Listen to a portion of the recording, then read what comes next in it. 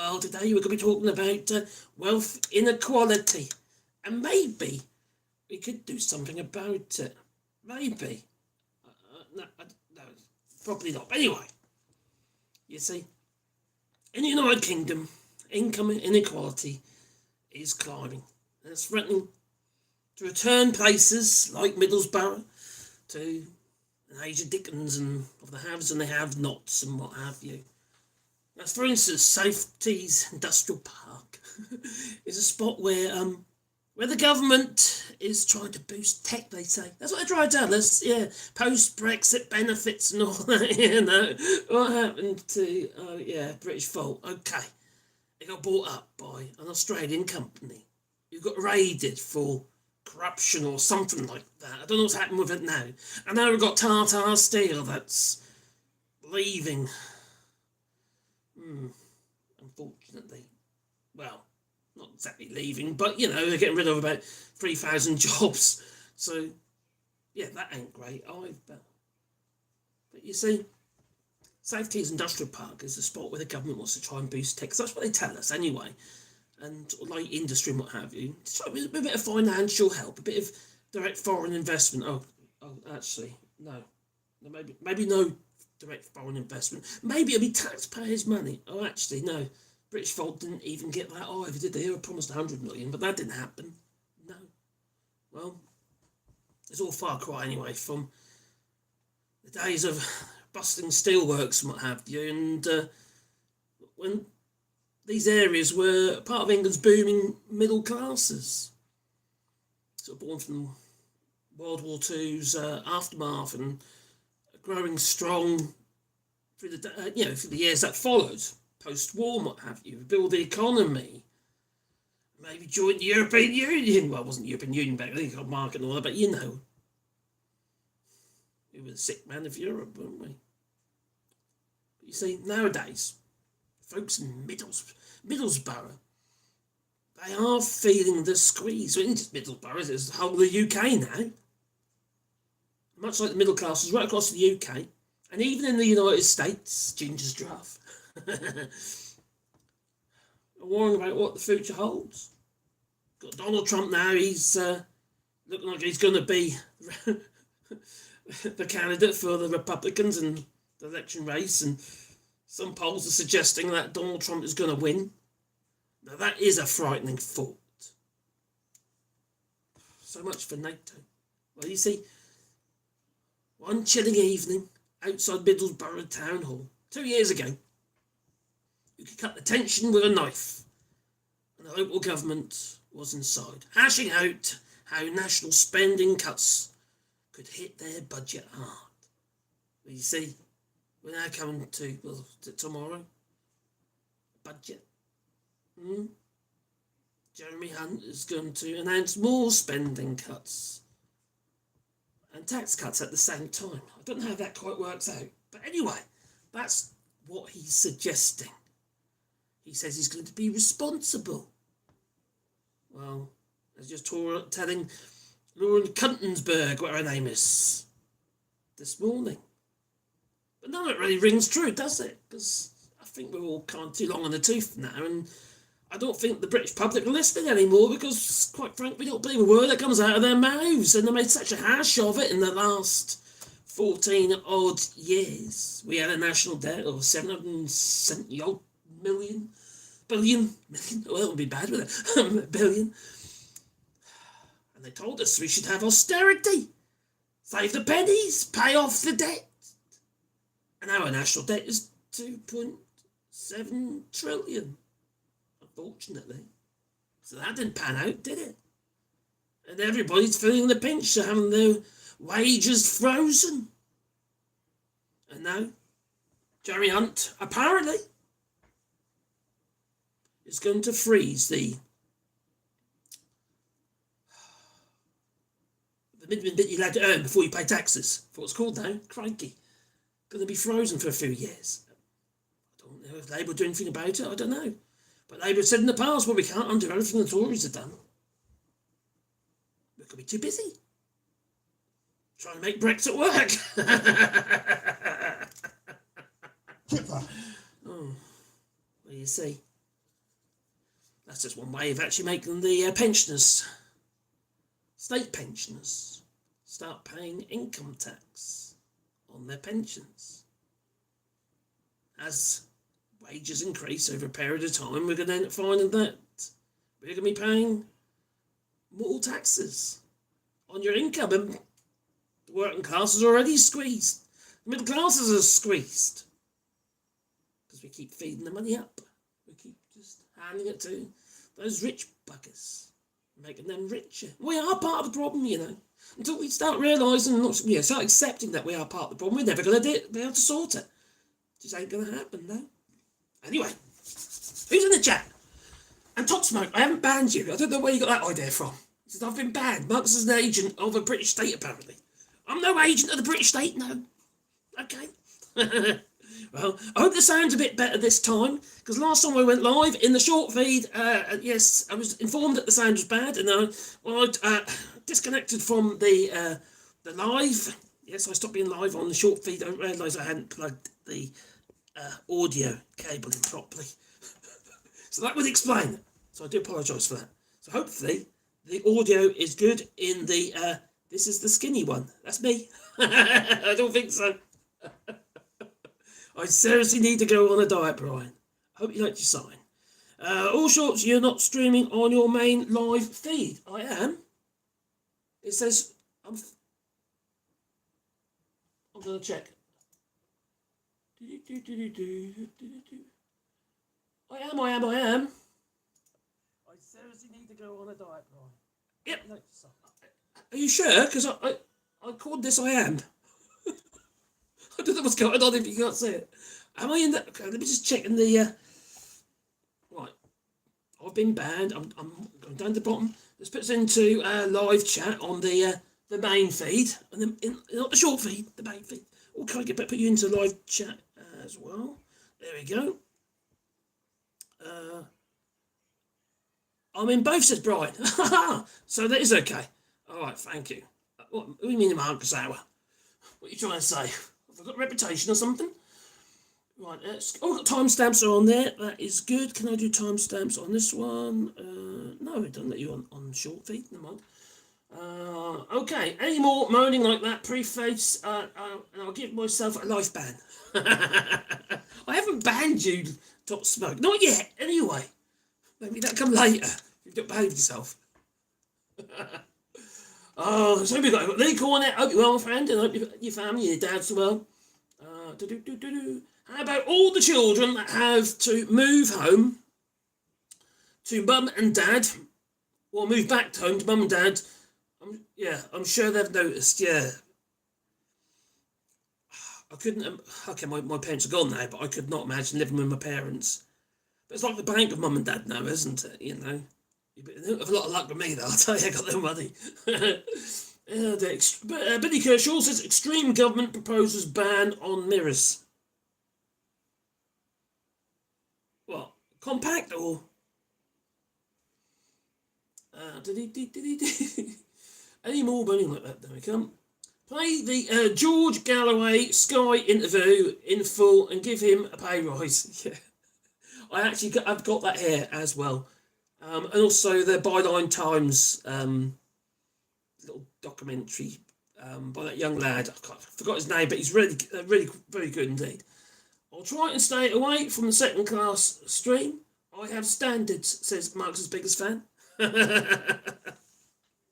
Well, we have 18 people in the second class stream. Second class stream. Oh, well. I didn't say that's what they said. Right, so there we come there. Okie dokie. Oh, no, you're welcome, Brian. You're welcome. It was my pleasure. Reflective mirrors. Extreme government proposed ban on mirrors. Janet Carpenter, the people who have voted for other refugs are either going to refugs. I talk about the Reform Party. Oh my God, did anyone see Richard Tice? Did you see Richard Tice in the short feed? He wasn't very happy. He was having a see-fit, he was, yeah, in the Reform Party. Oh, it was like it was a scandal, he was saying. Why, what the hell's that all about? It's like a little kid. He didn't get his sweeties. we folks are running scared. They could lose state legislators. Scroll up. Who have I missed? Hello, Gingers. Hope you're well. Income inequality has always been it. Yes, it's been going for donkey's years. I know, but it's getting worse and worse and worse. And the middle class has already been eroded out now. It's just... I actually think we're part of the problem. I think our habits and the way that we decided to... in fact, it's a bit of entrapment as well, actually. Not actually support industry, as in small industries. I know the greengrocers, for instance. You know, we used to... I can remember growing up, we had our greengrocer, okay? We didn't go to a supermarket. That didn't come until later. Even as we kept my... about 12, 13 years of our age, we didn't eat that. We didn't have Tesco's or anything like that. We used to go to our greengrocer, our local shops. And that's supported industry. And you talk, you know, I like to say like spokes in a wheel.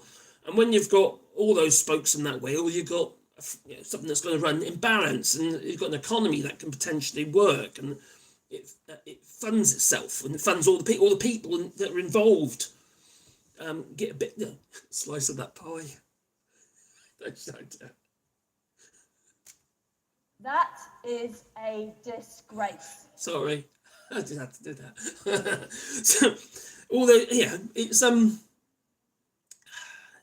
to me it's just sensible. But now what we've done is we've put all the eggs in one basket, or they food baskets, monopolies really, in the form of supermarkets, and whether it be the Tesco's, the Asda's, the Waitrose, or Asda's, it's they've all just got too much control over us now, and they don't just sell us the I don't know, lettuce.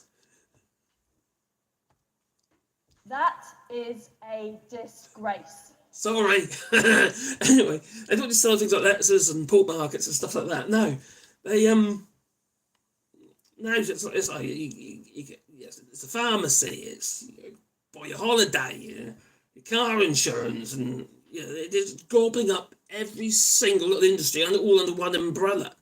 Now we like to think, okay, we'll get money off. It'll be cheaper. Our insurances are going to be cheaper. Our mobile phones will be cheaper. Get Tesco, you say, be cheaper. You see, and we'll get points. Yeah, we'll get points just so they know what we're buying, so they can sell us more shit by pushing more shit at us because they've got all our data. You see, they can sell that data on and make more money. It's the new gold. You see, yeah. We are part of the problem, but it's very difficult to do anything about it when you've got no money in your pockets. Obviously, you've got to try and save. What are we supposed to do? It's almost like we're trapped. Now, I still buy things from Amazon, but I hate it. I buy from Amazon because I don't have I'm in the middle of France, rural France. There's no shops around here. Even our local town, you won't find what I need in our local town. I have to buy it online and get it delivered. Very little tech stuff, you see. So, what do? Yet we still keep passing more money up that chain to people who aren't even paying taxes in the country. Jeff Bezos, for instance, he paid 0.98% tax on his money. Well, obviously that money ain't filtering down, is it? For Amazon, I think Amazon in the EU, it was like 44 billion they turned over or something like that. But they paid no tax. They showed a loss just because of the way they structure their business. So no taxes are getting paid in the EU apart from obviously the little people delivering your goods, in the gig economy, what have you, they're paying their taxes, what have you, but corporation tax none of it. Not on Amazon. No. Only the support industries that support Amazon. It's just one of them things, I suppose. Something just got to suck it up and say, okay, that you can't worry about that. It's just one of them things, isn't it? But I think we can do something about it. I think we could squeeze these people, whether it be through legislation, whether it be through the actual the Chancellor of the Exchequer and what have you. putting more responsibility through taxation on these companies. Oh, that's a no-brainer, isn't it? Oh no, they're all going to leave. They'll all run away, they will. Of course they blooming won't. You'll get some flee. They're all going to go. They've got families and what have you here and that, and businesses and industries in the UK. They can't just all just bugger off. They're still going to be paying corporation taxes and what have you. Some will leave, obviously. Some people will leave. It's tough. We're not talking about huge amounts of money, robbing them blind. We're just saying that those up top there should be paying a little bit more to compensate for those who can only pay a little bit or nothing at all. Help provide the services required for those who haven't got. Why is it so difficult to understand or comprehend that? You see, the thing about greed is just, it's self-propagating. For instance, if you're a greedy person, you always want more. Even though you've got everything, you always want more. And my brother-in-law was like that, one of them anyway. The other one is just, oh my God, I did a video about him recently, actually. He's a right scumbag. To be fair, my other brother-in-law's a scumbag and all, but he's a different kind of scumbag. He's kind of the bit of a grifter type, you know. He's a bit like Galloway. He's like George Galloway, that's what, yeah. Younger version of George Galloway, grifter. He goes where he thinks he's going to get popular, where he's going to get support. Oh, I know. I'll support the Muslims because they've been victimised. Actually, not because they've been victimised, because I can gain their vote and gain their support. You see, it's just so blindly obvious. And my brother-in-law, I say, he's a very greedy person to the point where he ripped off his mother and father by, well, 3 years ago, this was about £38,000 for a property sale. And actually adopted the paperwork from the solicitors, Hansel solicitors, obviously it's fraud, to fool them to think that no money was made on this property, just so he could earn more money. Well, they did it so he could take more money. Tell you something, I've got a funny family, I'll tell you. I'm quite lucky that Caroline, she's the sweetest soul. She really is with their missus. But their brothers, oh my God, they are right scumbags. The oldest brother would stand there. So he'd go out stealing cars, what have you. I mentioned this before, actually, go out stealing cars while his kids were expected to be on lookout. They were in tots. So stealing cars or stealing the radios or whatever he finds in there, in the car. I've been out with him. I thought, what the hell is going on here? I was really naive. I was quite young, obviously, but I was very naive. Before I knew it, there was wiggling the key in a side of a 3 litre, I think it was a 3 litre Capri. It was a 3 litre white one, I remember now. Was it brown? Oh, crikey. Anyway, he's wiggling the key, an old Ford key in the door, and the door opens, he gets in there, and 2 seconds later, he's off. He's gone. In his car.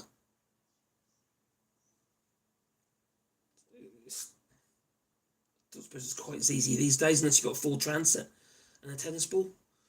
You know? It's just these people, it's just... See, there wasn't for necessity with people like that. That's because it was a desire. For him, it was like, it was the thrill of it all, as well as getting a bit of money, but it was the thrill, it excited him. It's like grifters, you see.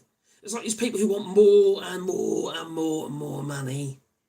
That is the thrill, the adrenaline rush. Like some people who go out shoplifting, and not necessarily because they need the money, some people do it because it's the thrill, the adrenaline rush it gives them. They got away with something.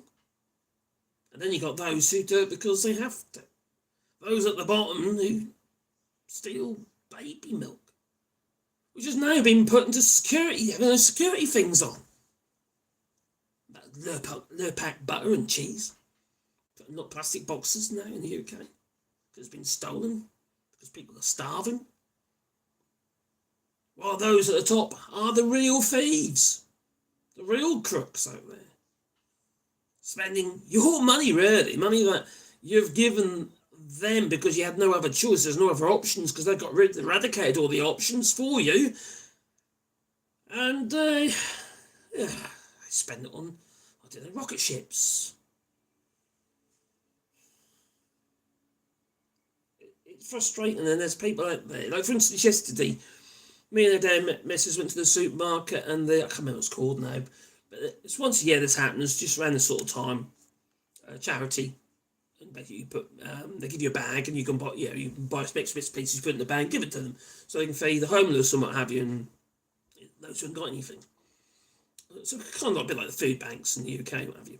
And it's quite a nice thing to do. And actually, it does, by doing something like that, giving, it gives you a bit of a warm, fuzzy feeling inside, because you feel like you're doing some good, but it's minuscule in relationship to what actually really needs to be done.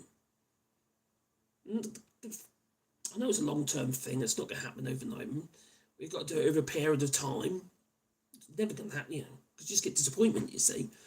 If we just think, okay, we're going to make changes now. Everything's going to change now. But it ain't, is it?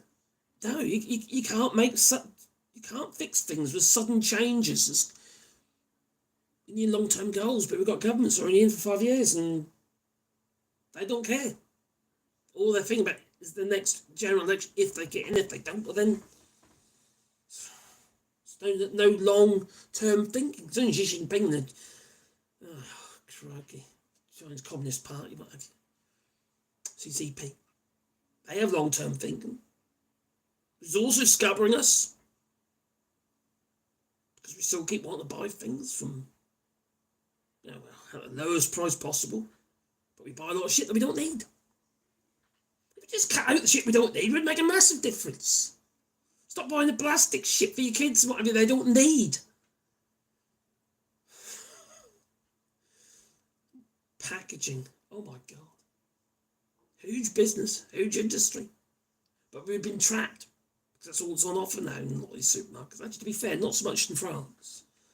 You see more food open to put in your paper bags and what have you than you do in packets here in France, where we live in France anyway. Whereas I was having this conversation with my youngest daughter. She sent me pictures of supermarkets in the UK, and everything's in plastic. But you've been trapped into that. You don't. Where are the options? There's not enough options to make other different choices. That's what we have to put the pressure on to. Not on government, but on industry, by maybe not buying stuff, maybe going without sometimes, to put pressure on them to. Because at the end of the day, they think that's what we want, or it's easier for them to sell it to us, or they like our apples. They think we like our apples all covered in wax because they've got to travel 1,000 miles or whatever it might be. So anyway, I digressed. I think I went off on one. Anyway, just to check the chat. Oh, the chat's still up, didn't he? Oh, Debbie. All right, and then chat down here. We've got Windy Worm. Hello, Windy Worm. And Leslie. Hello, Leslie. Very well. Yes, I got scrolled up. Yes, in hindsight, I was never bought that shit. Good. Don't want it. I wasn't either, because, we got rubbish food and stuff. I was quite fortunate. My mum, she was one to cook and what have you. But it's the thing, you see, when we were growing up, I'm not saying it should be exactly like this. We need the balance, We need both families, what have you. That's how I feel, right? One income should be able to sustain a family. But then why not share the responsibility? So we've got one income shared between two people. So then we can share the responsibilities in the family, whether it be the cooking, whether it be changing nappies or stuff, bathing the babies and stuff like that. So we can share our responsibilities. We don't have to be misogynistic about it. We can, we all work on, we work together as a team. And if we do extra work and what have you, it's all a bonus. And, maybe go on extra holidays and stuff like that. We shouldn't have to do 2 jobs plus extra time just to pay the bills. It shouldn't be like that. It didn't used to be like that. I'm not going back into, I can remember the good old days. And now we all had rickets. And typhoid. No, I'm not talking about that at all. It's just certain elements of how we brought up back then, I think, was better. I just do. Not all of it, obviously. It's... But now we have so much stuff now. We do have so much stuff. When you've got a lot of stuff, it's very hard to let go of it. Whether it be in the form of subscriptions for, I don't know, Netflix or stuff like that, because the latest argument of flat screen TVs. That's what the right wing likes to tell. Oh, they all got flat screen TVs and iPhones. You can't even do your taxes without some form of internet connection these days. No.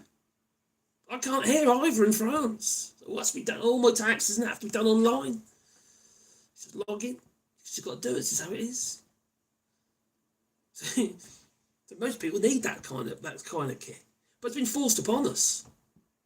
But you know, all this stuff, it all kind of stops us being able to sustain ourselves as a society, is the way I see it. That's a crying shame. I think it's really, really sad. We've got no time for each other anymore because we're all working every single minute, every spare minute. The parents come home, shove some food down the kid's mouth, send them to bed, and then you collapse on the sofa because you're knackered. And it's just rinse and repeat, day after day after day. I don't see the logic. This is not sustainable. No wonder people are so depressed. Mental health. That's on the negative mental health is on the rise. People aren't happy. People are angry. Always looking for someone to blame. We've got Brexit because we're looking for something. Just want something to blame. Instead of blaming the real cause of what's going on around us, the erosion of the middle class, the poor are getting destitute. The thinning out of the middle classes, not the political, obviously. Thinning out of the middle classes, the working classes, what have you, and less disposable income, which has the same, because the people in the middle, the people at the bottom and the people in the middle, the ones who spend the money more local, more, we don't go, I don't know, buy an air gel, what have you, from overseas, do we? No. We go to the pictures, or some people go to McDonald's, I don't know why, but some that sort of thing, spend money locally, well, that money all gets shifted abroad as well. But at least it's people getting wages, I suppose. You've got the workers, flipping the burgers. Unfortunately, it's just sign of the time. How do we pull ourselves out of that? Well, you go back to Middlesbrough and what have you, like for instance, when national spending cuts, what have you, the town councils that got no blooming money, and now they've been told again that they're going to be making some cuts for the local councils, and they can't stretch any further. They've already been squeezed.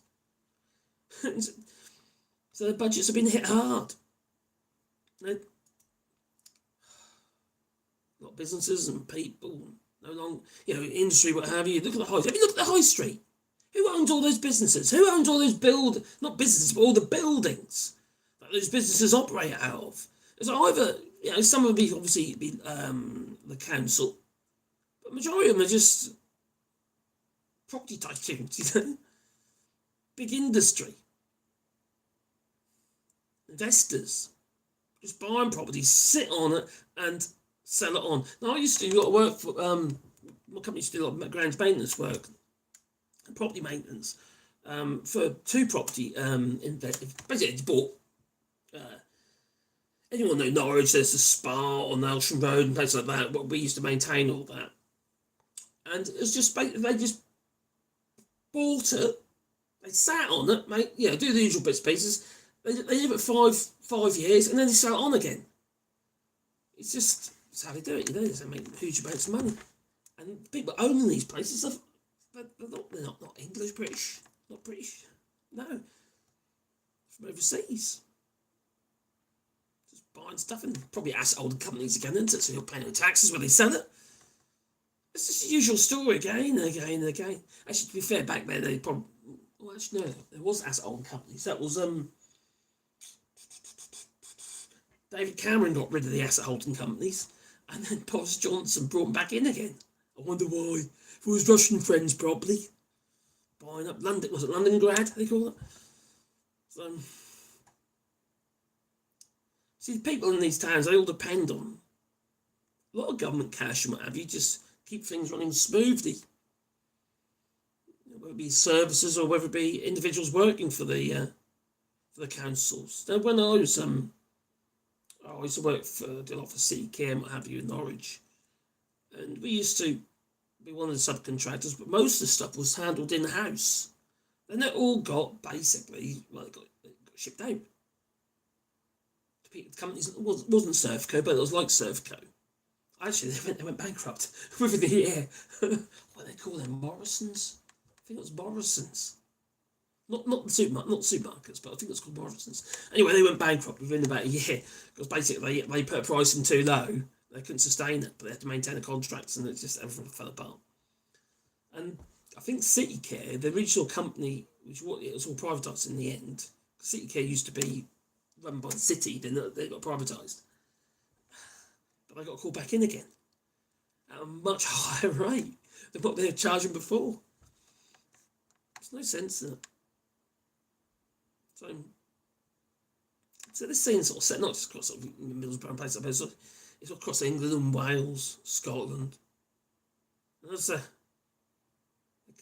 country's going to be grappled with budget deficits, and the government's plan to trim it even further through more austerity cuts. It's pretty much what he's talking about. And I'm watching this morning on Sky. What was it yesterday? But anyway, I was watching it on Sky. What was it this morning? That was this morning. Sorry. That wasn't Laura. That was the other one. Oh. No. So we've already got tough times, haven't we? You know, I think most people are finding that they've got less money in their pocket than they had before. Investments aren't really paying off, are they, as they once were? So it's tough times for people. They're clinging on to their jobs as well, aren't they? They're trying to. Because even though there's not enough people to do the work in the UK, we haven't got the jobs. It doesn't make sense. We've got 300,000 less jobs in the UK. Yeah, we haven't got the people to do the jobs, which doesn't kind of make any sense. So it's a tough time anyway, and people clinging on. No, the gap between the rich and the poor here, well, it's stark, right, isn't it? With Britain ranking the worst in 3/4 of the top industrial nations in terms of inequality, according to the latest stats of the OECD, yeah. This what gives you an idea of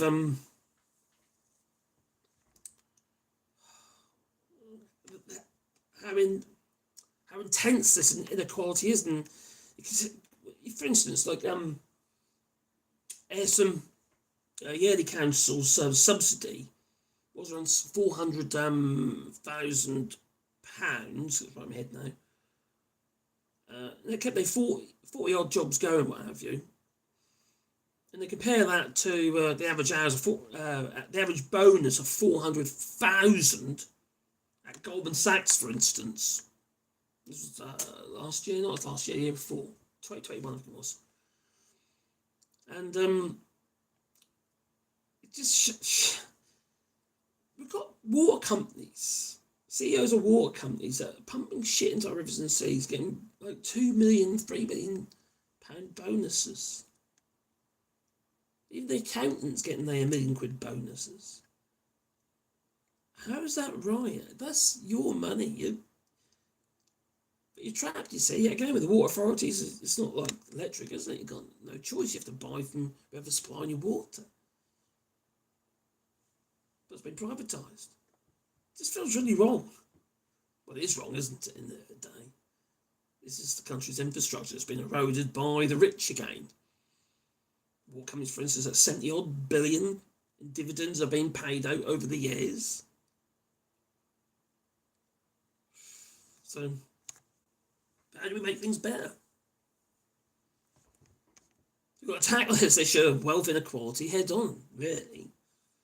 I think you have to make strong decisions.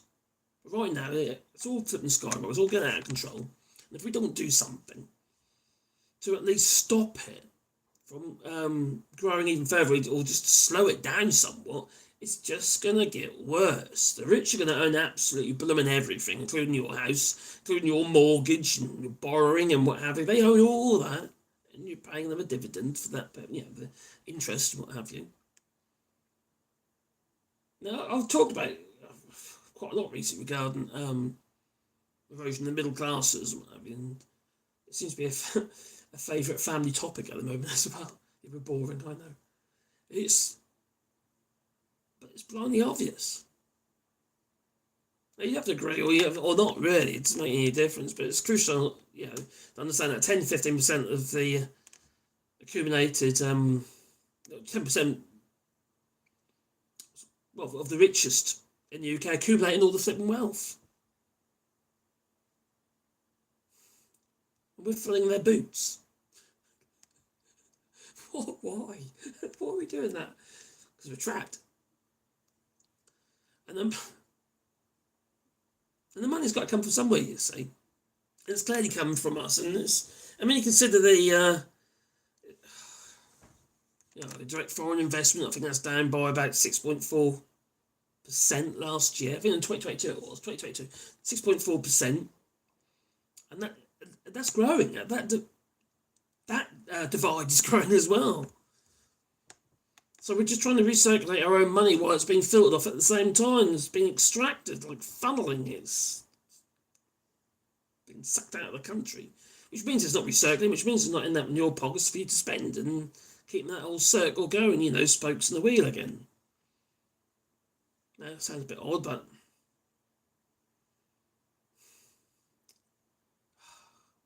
for instance, it was the latest thing I heard recently regarding the not for the EU labelling. That's also going to squeeze direct foreign investment into the UK. It's going to make us less appealing. I can hear my dog. Oh dear! I want to grab my dog. Come in, Wally. Come on, Wally, dog. Come on, boy. That's just my dog. It's my little Wally. Then we'll check the chats. Duo chat. There you go. Oh, crap, I've got another dog coming now. Oh, blimey. Where is it? Dora. There, baby girl. Can you get... You can make an effort. Oh, gosh. She never makes an effort, that one, don't. There'll be a Sebastian in a minute. So anyway, back to the chat. It's too depressing. I'm going to slip my wrists. Okay? Is that alright? Alright, let's chat down there first.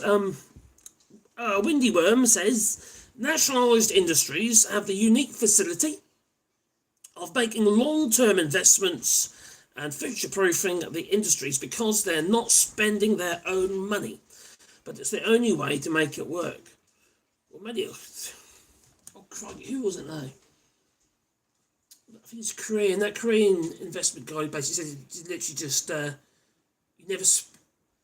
Everything's debt. You just work with debt all the time. If you're not old in the next 20 years... I'd be seriously worried. There we go. So look. Leslie saying she works in the NHS and it's just a sticking plaster now. Soon there will be no funds for social work, elderly care or mental health. Only acute care will be taken care of and very little aftercare. I don't even remember, Leslie. I think it was last year. They cut the amount of procedures that were done under NHS, and then this year it's tries to tell us that the waiting lists have gone down, but they haven't. We just reduced our services, so obviously waiting lists would have gone down. But I don't know if they have anyway, because he lies through his flipping teeth, just like Jeremy Hunt was saying that the UK's growth is better than the G7, than any country in the G7. So I don't know where you got that one from. Plucked it out of the air, I reckon. Hello, Jeremy. Oh, it's Jeremy Hunt's here. Hey, will you just be sure to make sure it's fully open so when the sticky poot comes out, it's nice and eggy? What the hell was that about? What? I don't get that comment, sorry. Something about sticky poo and eggy. I don't know what's that. I suppose that is a short feed. You're bound to get it, aren't you? There's definitely a widening gap between the rich and the rest, most definitely. Greetings from Belgium. Hello. Sandair Leggy in Belgium. Hello, I hope you well. About 33. Hello. Is it the short feed as well? There we go. Scotland. Scotland needs its independence. You've got to get out of this flippin' mess. You've got your own mess to deal with. Get your own mess sorted out. Then you at least won't have our mess. Our mess is like crikey. Oh. Out the frying pan. Into another one, I think. Even with Labour. Don't get me wrong, I'm probably going to be voting Labour, but... the graphics are better on the main, so we can leave this one with no volume and watch the main. Cheers, buddy. Anyway, what we got in the main feed on the live chat? Scroll down here. Come on, that make you go dizzy. Oh, baby. So, not everyone needs a useless degree. I've got a degree. I'll just show it. I'll prove it to you. Where's my picture in my funny hat? My waterboard. What have I done with that? Oh, what's my fault? Oh, crikey. Oh, the missus is coming in. Hello, missus. Do you want something like that, or dear? I'll put that over there then. I'll thank that one. That's my dear wife. She's bringing me drinks. She is. Yeah. Herbal tea. I've already got a bear. Oh, no, you've got a bear. See, that's one of them. Yeah. I've got 17 distinctions. What done? I've got Sebastian now. I've got to give him his treat. All the dogs are hounding me now. It's treat time again. Right. There's Dora. You've got one over there. There's Wally. One over there behind you, Wally. And Bear. What was that? Treat.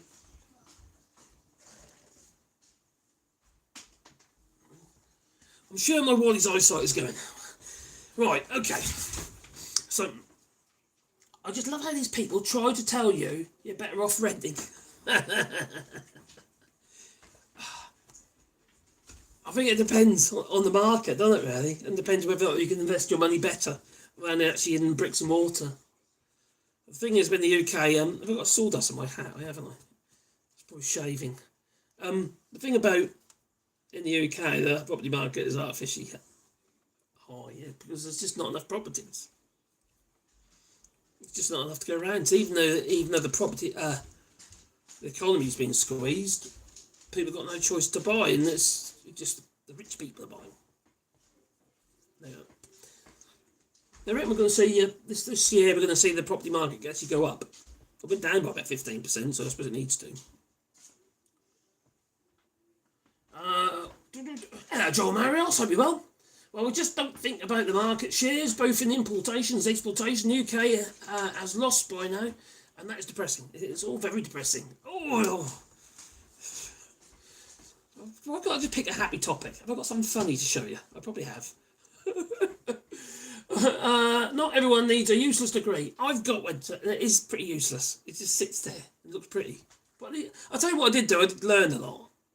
And I've used what I've learned on other stuff that I do. So it opens your mind up to different things. You think about things more laterally. Do you know what I mean? So it just opens your mind up. I think so. I hope so, anyway. So I'm just stupid. If I was younger, says Phone Box Chicken, and more dynamic, I'd leave the country. However, I'm middle-aged and I have no real skills. Do you know what? Coming on to you say real skills. Who's going to rebuild the country when we've got nobody to build with?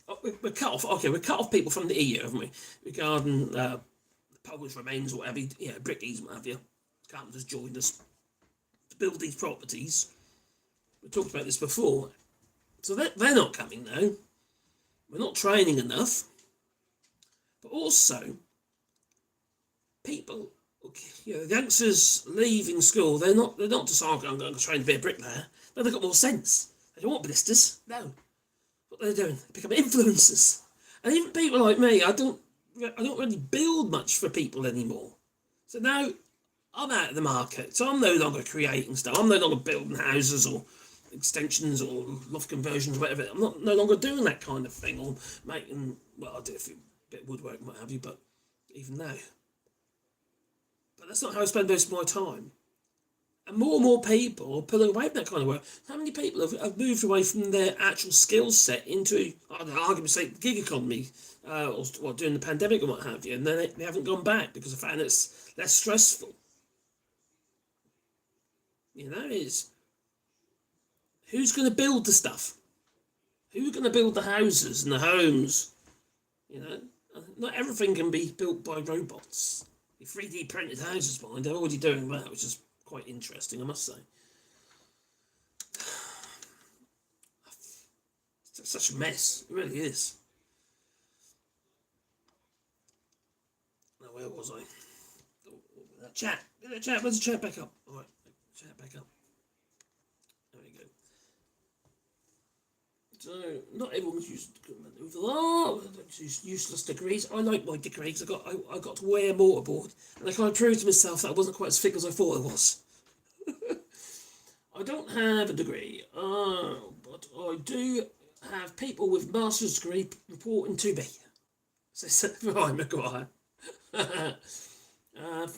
Gingers, I've always enjoyed history. My useless degree is in English writing. But, you know, you could be like Donald Trump or something like that. Otherwise, you say Gingers, you know. I don't think he's got a degree. No, he's got one of them Trump diplomas, isn't he? Billy Kershaw says, Steve Marcus, you're going to say the A word. Well, not the B word. I'm illiterate and uneducated, but the love of my life is a seasoned professor and very tasty. Oh, and she dumped me. Oh. Sorry. So, renting here in Prague is less than half of what a mortgage would be. And that said, I would have brought outright as, yeah, that's the thing is, I suppose, isn't it? It depends where you are. See, the property market in the UK is pretty much always growing, to some degree. Unless you get a heavy recession. We're in a recession, but apparently we're just sort of in a technical recession. That's what it was. We were in a technical recession. How many skill sets will survive an AI degree or not? Oh, Craig, I forgot about AI. That's what you're talking about. The A word. Academic. No, definitely not. This is where more skills-based are going to become more and more important, or maybe more people take it up, maybe because of it. But now we're talking about AI being incorporated in with ChatGPT being incorporated into robotics. That's if Elon Musk doesn't sue them. Yeah, he's suing ChatGPT. God. I know a few Polish guys who was a computer engineer, a professor, and was packing boxes in a biscuit factory because it paid better. That's so true. So many people have done that. And also, you don't break everything back, do you, so much, I don't think. Because, you know, most of my health, other than the fact I'm overweight, most of my health problems are from my work. You know, joint problems and stuff like that. You know, bugs your ankles up, bugs your elbows up, bugs your hands up, carpal tunnel syndrome and all that. It's, you know, somebody's got to build this stuff, haven't they? So will it be robots? Who knows? Apprenticeships, yeah, bring back proper apprenticeships. 6 years. That's what my father had to do. 6 years to train as a carpenter. 6 years. It's a long while. Oh, my useless degree is in engineering, and I need to run from work. It chases you everywhere. If you wish to support AllShorts, please. Oh yeah, if you've got a support channel, there's the super chats and what have you, but also we've got the Patreon and various other things as well. Well, links in the description anyway. Or there's the super chats just there. If you've got a support channel. Yeah, boop. That will like button, that helps the channel, you know.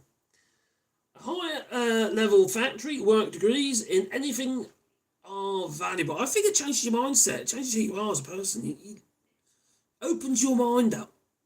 When I went first day when I was doing my degree, Mark, who was one of the tutors at university, he basically said I was late on my first day. I was late. Okay. He said, Mark, let's go to the library. And I want you to write this about Vermeer. No, artist. And that's the best thing he could have done. I love art anyway, and textures, and it's fantastic. Mad Monk, there is no super chat button on my feed tonight. No super chat button. Why isn't there a super chat button? I don't know. I wouldn't say it because I'm logged in to my own things. I wouldn't have one, would I? I can't super chat myself. Be quite interesting if I could.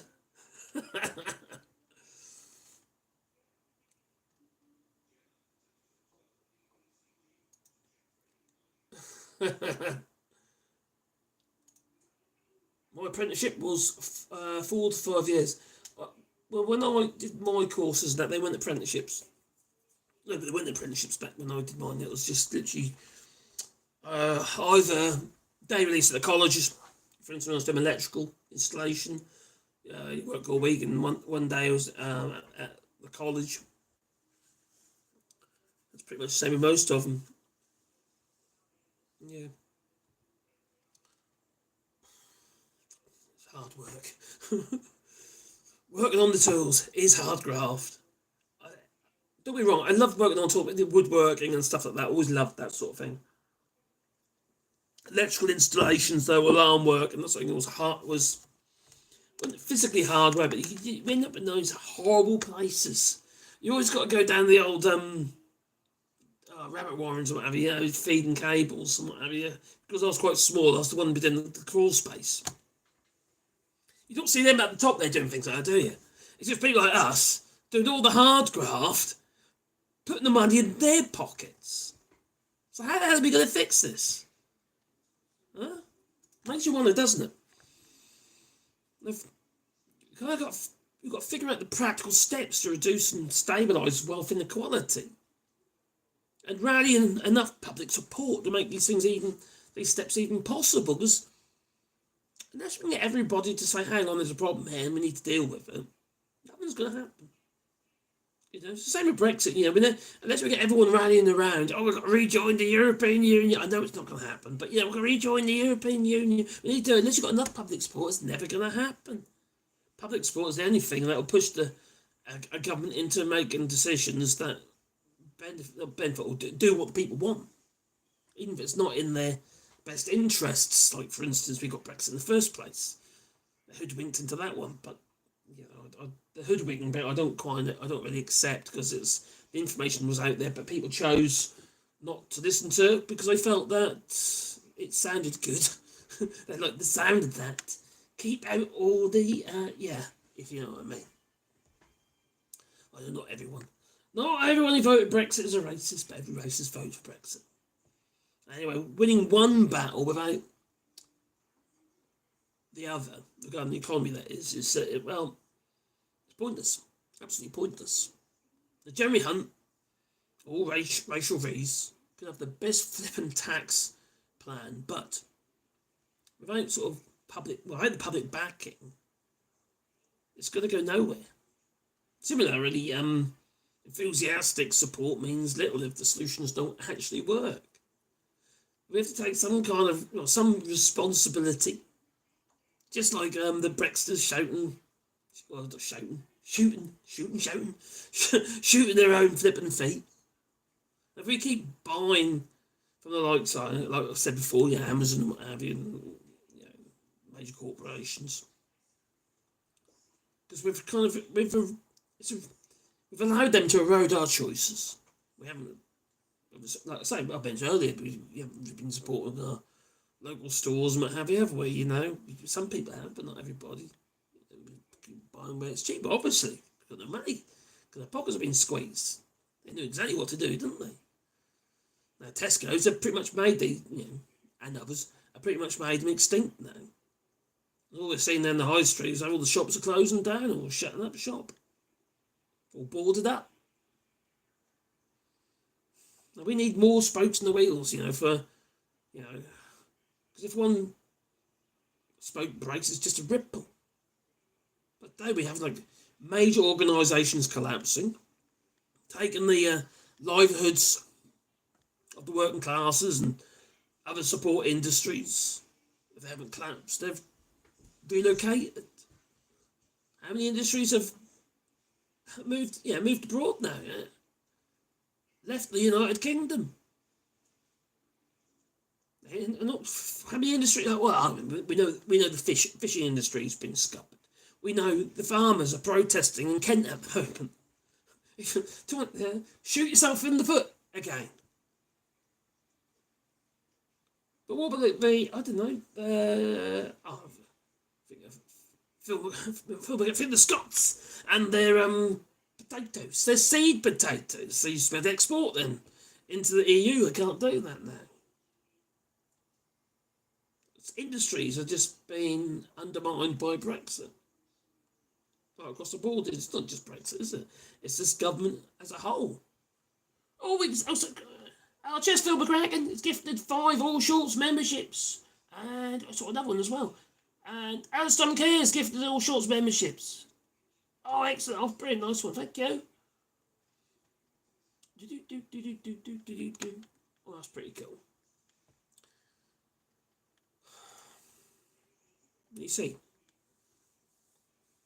I suppose the first thing, or the first step of diffusing this, I suppose it's like a ticking time bomb, is accepting the causes of such an economic funnel that's literally just benefiting the richest in society. Well, half the time they're not in society, most of the time they're abroad, aren't they? These people, they care absolutely nothing about work, or the working classes, middle classes, no. They just see everything as assets, and who owns everything, and who owns your debts and your mortgages, and who you pay interest to. A lot of that wealth that they're reinvesting is often inherited wealth, it's just hoarded wealth. All you're doing is moving from one major bank account to another. So even the infrastructure has been sold off, and like I don't know, the carriages on the railways, or even the flipping rail track. You see, the infrastructure is just disappearing, and these real estate tycoons are just, the offices, the high rises, the Gherkin, or the Canary Wharf, or something like that. They're all short-term buyers. They don't have them forever. They move them, just shift them. Make a wad of money until they reinvest that money in another investment, but that money never gets recirculated. It just moves from one bank account to another. It doesn't benefit anybody apart from the people at the top. And they use that money, those assets, to be able to take out massive loans to reinvest again, and that, rinse and repeat. Sucking or extracting property away from those in the middle. They no longer own anything. They've been pushed down into poverty.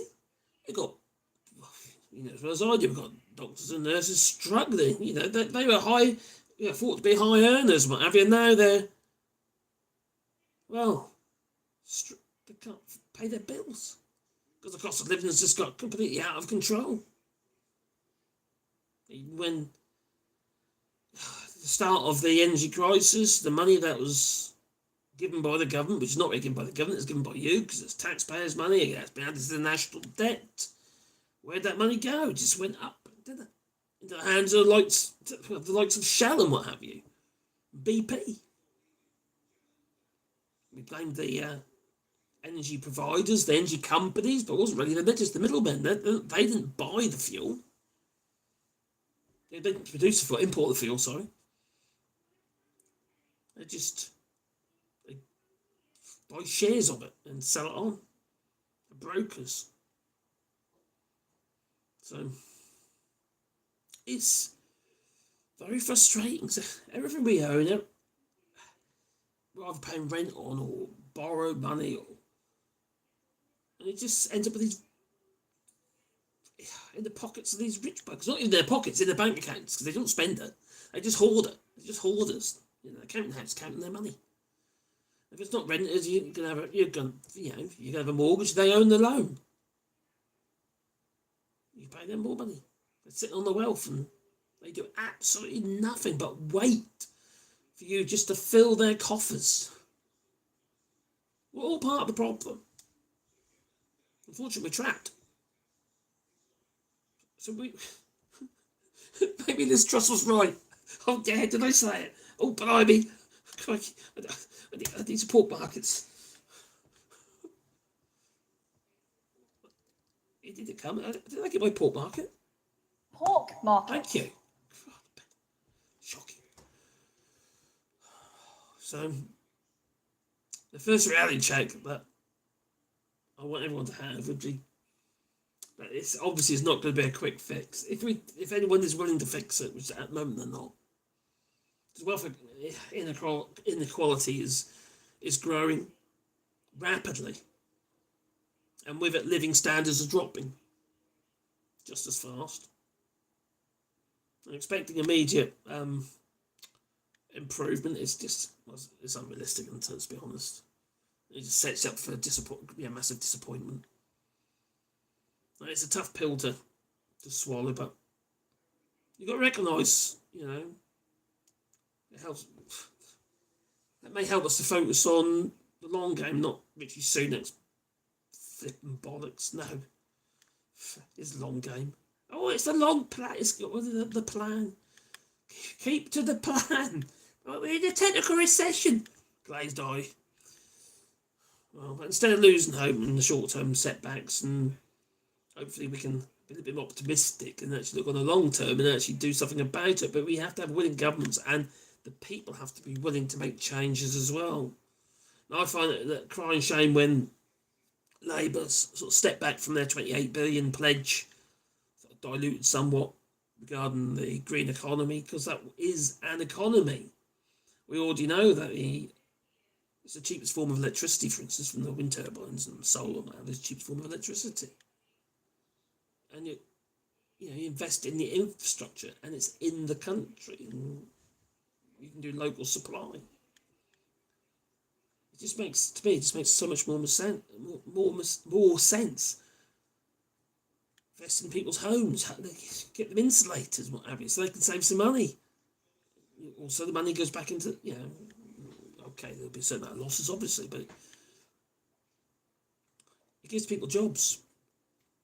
Ordinary folk then pay taxes. That's how we've always done it. It's how we've always got ourselves out of recession in the past, is by spending money on infrastructure or investments, or helping people to spend, or helping them to have more disposable income. It just makes logical sense, but this obviously the Tory party's not interested in that. All they're interested in is feathering their own nests and all their crony friends. And Richie Sunak, of course. It's the worst of the lot of me is. So, I think we need to sort of focus on the broader conversation. And it's never been as important as today, I don't think, to be honest. Because things are getting dire. If it gets much worse, I wouldn't put it past some people going out on the streets, and protesting, not in orange t-shirts, because you did that, you're going to get locked up. Don't do that. No. Wear a blue one.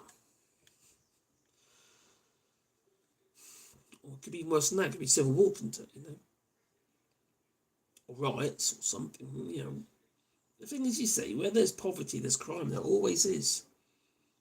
When people are desperate, they do things that could provoke violence, or be themselves or other people retaliating against them because they're stealing. I know there's always been people stealing, there's always been this, always been that, there's always been violence. But when you intensify it through the necessity, because people just can't live, what are you going to do? If you can't, I don't know, I'm going to say you can't feed your kids, what have you, you're going to do whatever you can to feed them, aren't you? It's kind of your responsibility, if you're a good parent, as far as you're concerned, you're doing the right thing by your kids, even though it is stealing, shoplifting, or whatever. I know I would. If I was in that situation, I would. Or maybe mug a rich person. I don't know. I don't know if I've got that in me, to be honest. But people like that, They're feeling the pinch. People are just feeling the pinch, aren't they? And more and more. And these more now than during the austerity years of the early 2010s to 2014. And absolutely nothing concerning the damage it actually caused to the economy and the infrastructure and the people itself have got less now. But then the economic strain was concentrated on the poorest, and we're seeing that. We're seeing it again now. It's just that's a widespread issue, affecting the vast majority, creating, I suppose, a unique opportunity in some ways to build a wide-ranging, maybe, or I'm a bit optimistic here, maybe a wide-ranging political coalition, maybe Reform Party might even be in there. Richard Tice could be there. No, but there's no appetite for it, to be honest. All I hear is like Liz Truss and her Trussonomics and dodgy Russian money. But despite his sort of bleak outlook, there is, I suppose, there is a bit of a silver lining if the current economic system's failures are becoming apparent and people waking up to it and know who to blame. I think we're seeing it now. More and more people are blaming them up the top now. Definitely blame Rishi Sunak. They are. It's more apparent. And it's revealing a significant gap now for alternatives. And anyway, however, reaching the masses and convincing them is going to require a concerted effort. Maybe aeroplanes with leaflets being the regular work, is it? No, that's just silly. But it's not going to take just one person, no. Or one YouTube channel. Or others, I don't know. It's going to take... It's got to be a constructed approach. But we do need to spread the message. It's a crucial message, I think, really, that we need. I know people, levelling up and what have you, Michael Gove. My God, what's he been saying recently?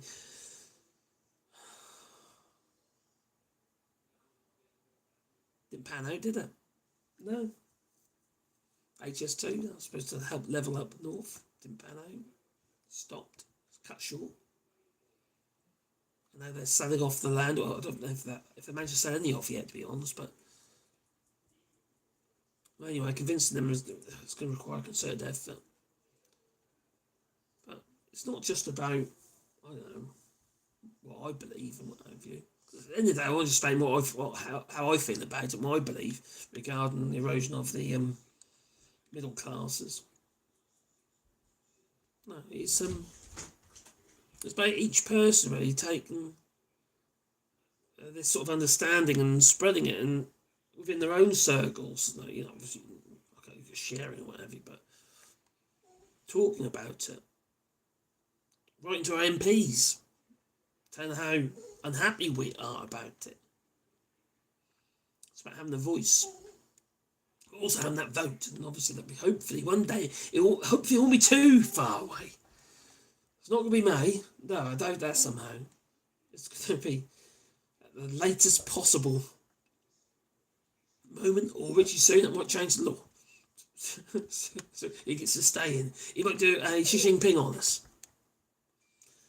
But it's not just, like I say, it's not just about my beliefs, is it? It's about actually people coming together and actually making a change between us all, really, and everyone making different choices and also squeezing those at the top by maybe not spending money with them as well. You know what I mean? Make them have to think, hang on.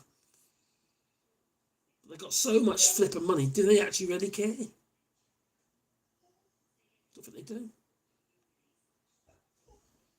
So, community discussions and stuff like that. Okay, I just think that's all small for. I don't see any of it making any difference.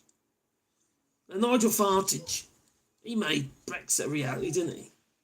But it took him a long time. It took a long time to get that referendum vote.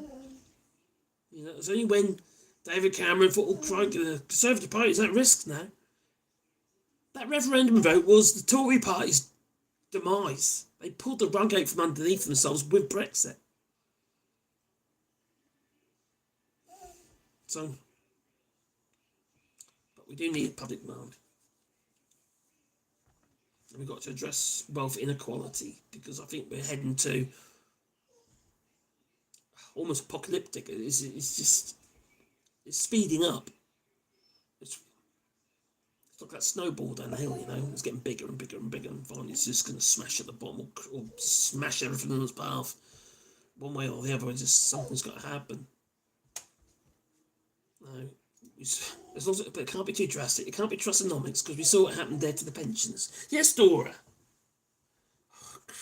These dogs are a nuisance. Does anyone want a dog? I've got too many dogs. Yeah, Dora, I'm trying to give you away. Are you the only one here? Oh, you are. Okay, you're bad one. Then go away. I love you lots, but you know. So anyway, back into the chat. I'll check down here. Yes, Larry the cat. Oh, do. And all I get in here now is audio. The video's frozen. That happened to me the other day on my other channel. I wonder if I can check that. I'll go into that one there. I'm just going to check. Is that everybody? Scroll down, scroll down. Poor old Wally. Is the video okay, or is it gone a bit funny? Because I was listening to feeding my woodworking channel on my through short feed, and same thing on live. It was happening on there as well, which was a bit frustrating. Very annoying indeed it was. So let's just have a quick peek on there. Let's see if it's gone loopy. No, I'm there. No, that's okay. I don't know, you might need to refresh it or something. Oh, Brian, you're going, are you, buddy? You take care, my friend.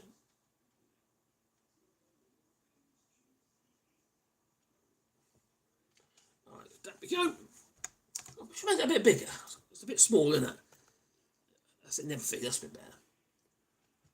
I don't have a degree, but I do have people with master's degree reporting to me. Right, there we come. We're on live chat still, aren't we? Yeah. I can see lots of doggies out of stomach here. We have Clarence. Oh dear. I picked a bad day to quit smoking. Oh crikey, don't do it. Don't smoke. I've never smoked. No. You need Mark's the biggest fan, you need a hospital. What is it? A big building with patients in it. But that's not important right now. I know, like the 40-odd hospitals we were supposed to be getting, we didn't get them. Did we? No. And the food that got revamped, we've got a hospital that's full of acro props. What the hell? And they're all flipping PFI funded. I'm overpaying for pretty much everything. It's just nuts. Absolutely crazy. It just doesn't make any sense at all.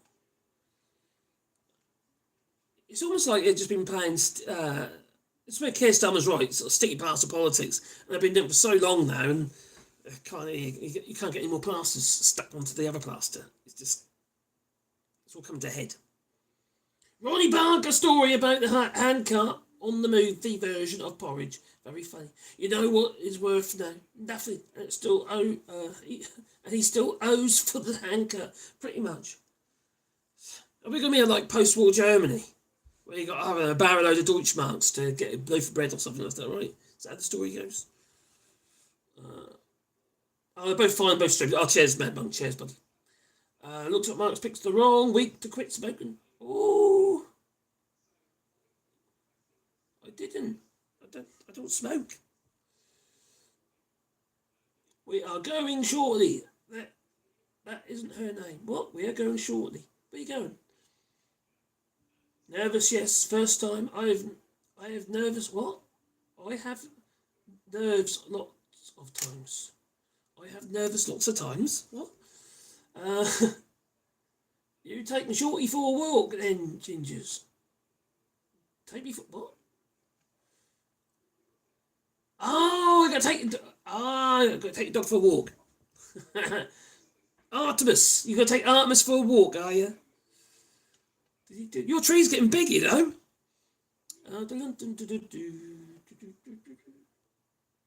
I'll troll remove me. Oh, cheers, Mad Monk.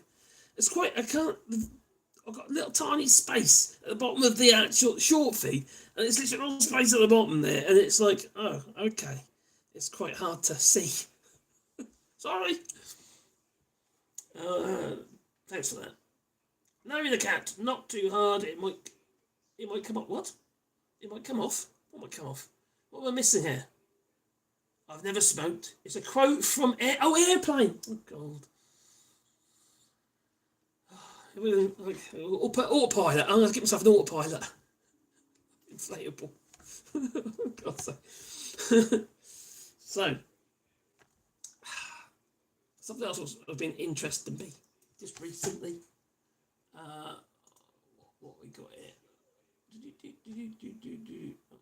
That one there. Move that over a little bit.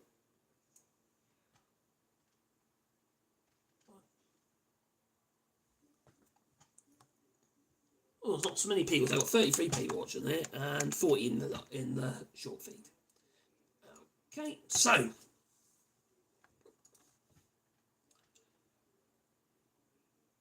alright, how about this then?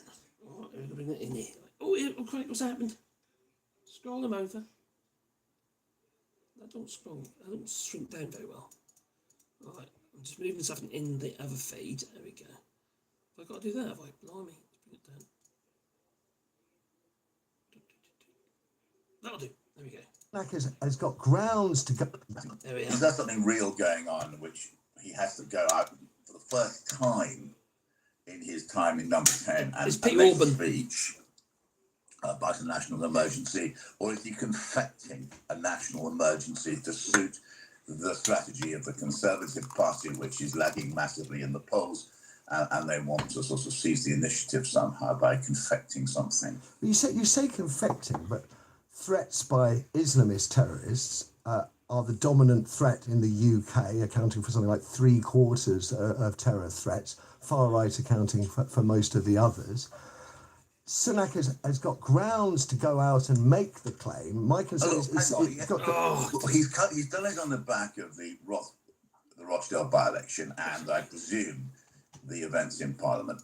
We've had no evidence. If there is a violent threat by any kind of extremist, the police would arrest them. It's against the law, and they'd be charged and sent to jail. Agreed. But he provided no evidence. And look, the voters of Rochdale have put in a candidate that obviously embarrasses Keir Starmer and Rishi Sunak, and he's fought on and basically Mr. Galloway went on the issue of the failure of either main party to call for a ceasefire. Oh, darling.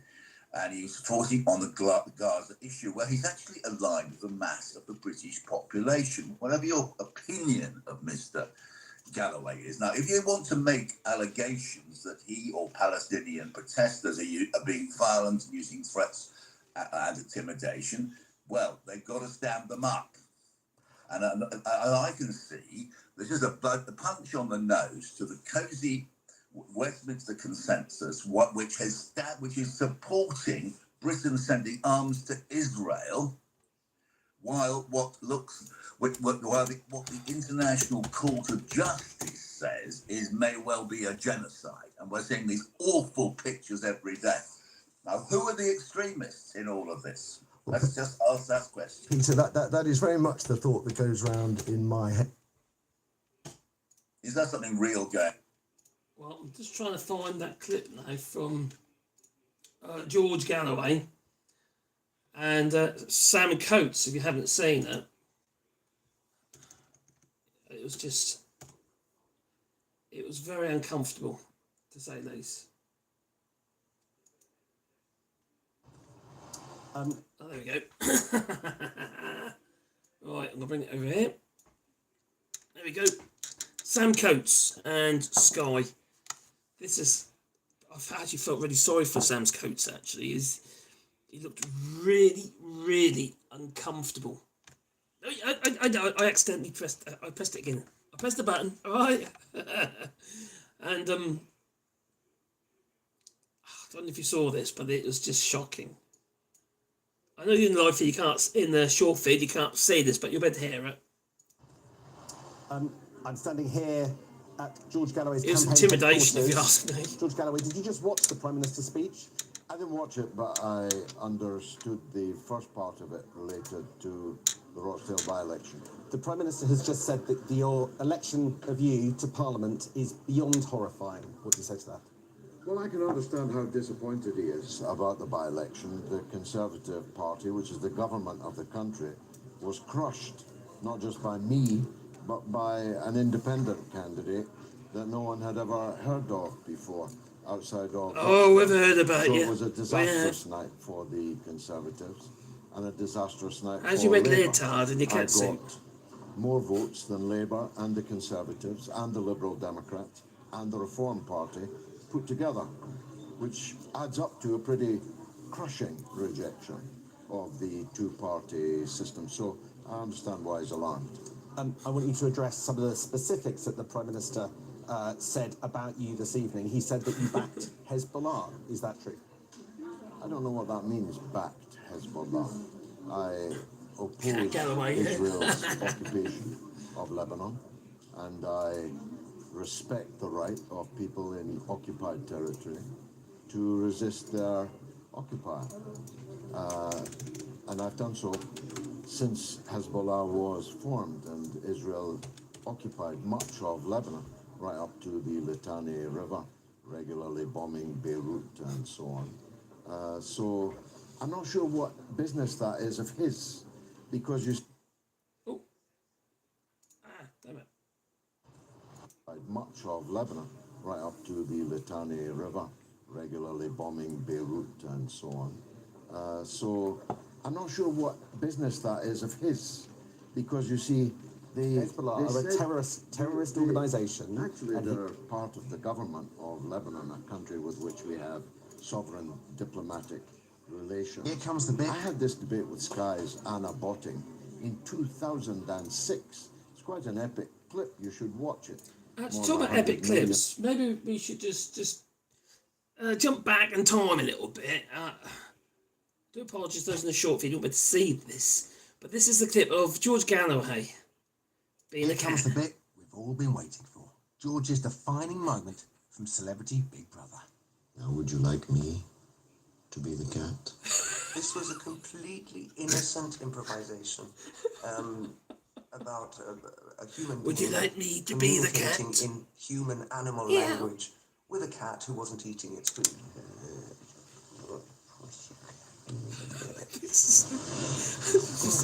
Just I'll turn you around, that's it. So I talked to him in cat language, and he responded in a catty nature of some sort.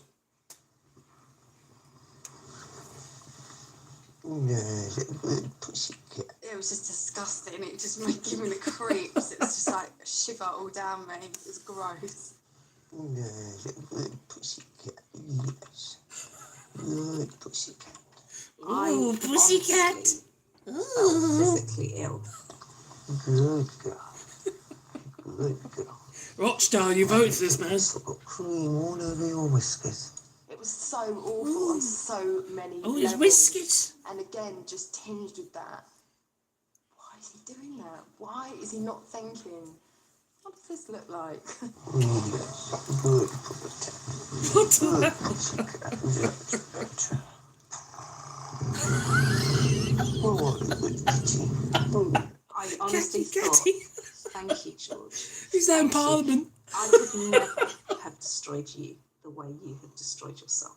Has it been a trying day with all those people coming into the house? Has it? You don't like it when lots Is of he people purring? come in, do you? I think it's It purring. was ridiculous and absurd. But I think his argument would be, well, you know, they asked us to do it, so we did it. You just like being alone with your mummy at home, don't you? Maybe he just has an obsession with pussies. I mean, I think a lot of people are obsessed with pussies, and maybe George is just one of those, you know. I didn't realise quite how deeply Mr. Galloway was going to throw himself into the improvisation, and I was absolutely gobsmacked when I saw the photographic evidence afterwards, which will probably follow me until my dying day. George Galloway did seem quite blimey. shocked when he came out and Davina showed him all the headlines. I'm sure he thought they'd be like front page of all the papers. George Galloway, brilliant. He wished he'd win Big Brother and like be Prime Minister and everything. George, I see you biting your lip nervously there. Oh dear. People will be meowing at him wherever he goes, probably for the rest of his days. You know, when he dies, and he's George obituary, Galloway it will was a mention cat. He will never escape He literally was a from cat. that, and nor should he be allowed to. It'd be nice to hear his side of the story, wouldn't it? But you probably put a spin on it, blame Tony Blair, and then bugger off home. We did invite George to appear in the programme, but unfortunately he was unavailable for comment.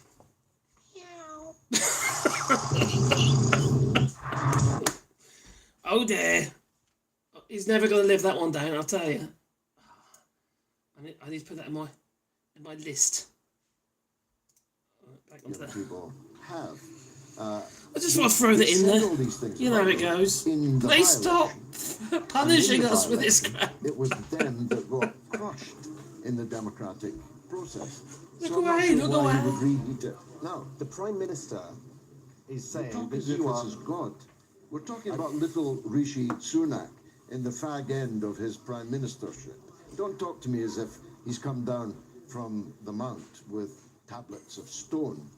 The things that he says are somehow meant to awe me. They may awe you, they don't awe me. A lot of people have just watched what the Prime Minister said. This is your opportunity to respond to what he said. Well, he says that there are forces here at home trying to tear us apart. He is implying you are a divisive figure. You have run an election campaign that has tried to appeal, particularly, not entirely, to one section of the community. Who won the election? Me or Rishi Sunak?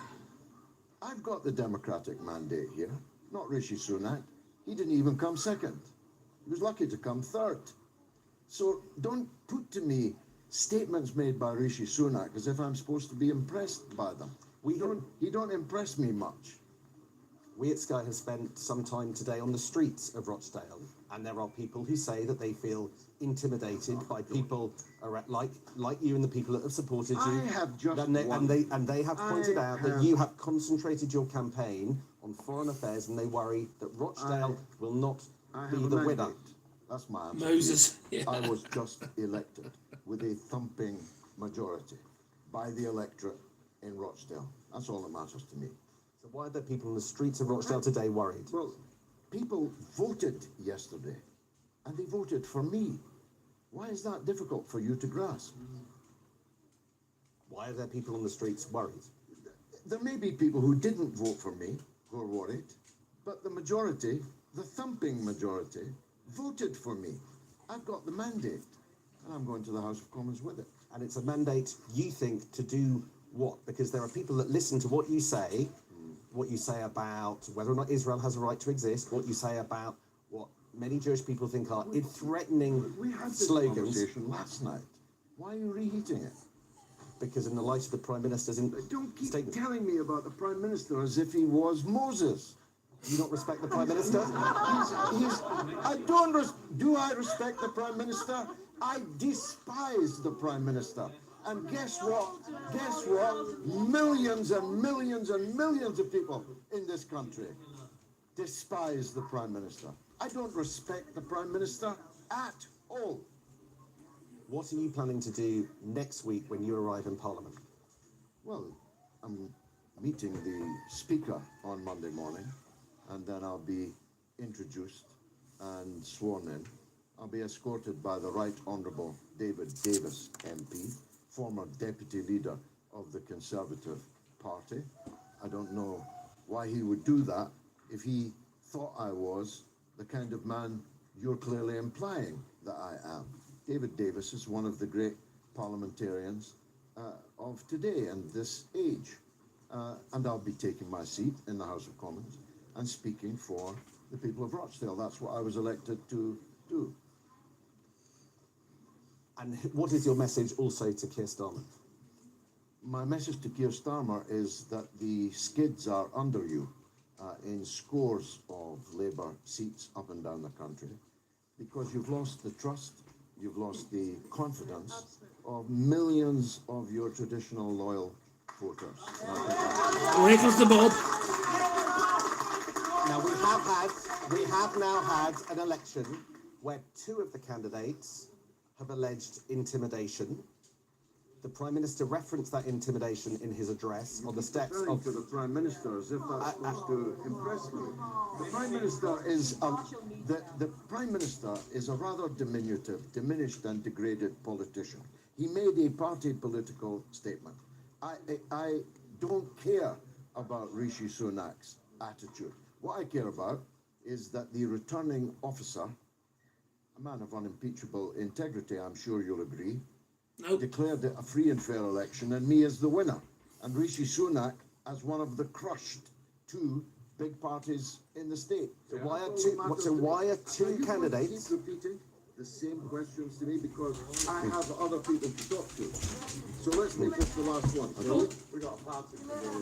Allegations of intimidation, allegations that your supporters intimidated other candidates. What times you've said that? The returning officer declared it last night. You were there as a free and fair election, and me as the winner. And the Electoral Commission today have said that they're going to look and talk to the parties. You have to just suck it up. I won the election. George Galloway, thank you very much indeed. That was George Galloway with his supporters now shouting bye-bye. Mob rule. Live on Sky News with his first reaction to the address by the Prime Minister. You can see some of the reaction to the way that George Galloway has responded to the Prime Minister's speech, to that extraordinary Friday night address on the steps of Downing Street. And you can see some of the atmosphere that I think the people of Rochdale have experienced themselves during this by-election over the last few days. Politics from our establishment politicians. And you can see the febrile atmosphere and the anger in this room about an hour before a victory party for George Galloway's election is due to start. And you can hear the raw emotion addressed at other politicians and at others that criticise them. I think you've got in this room a flavour of the politics right now in Rochdale that this constituency has been witnessing for the last few weeks.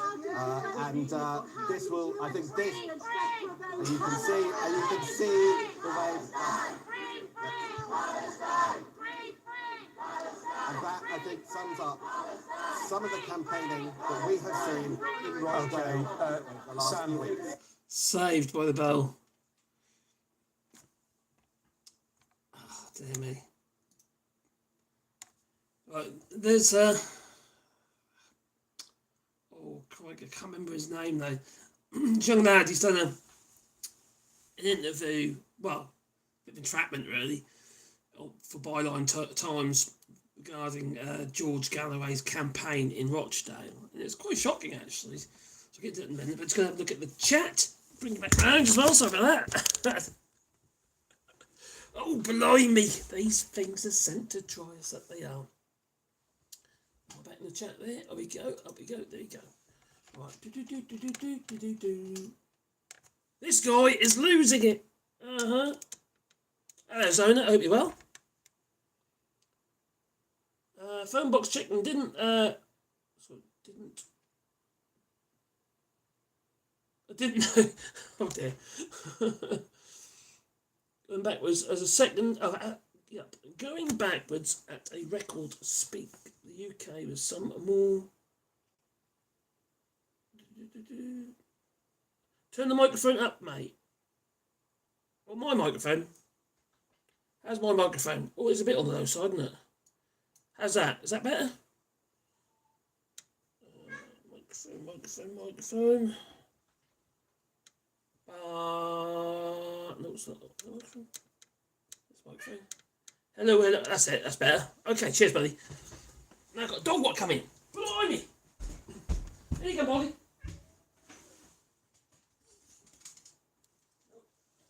Took me one at a time, is it?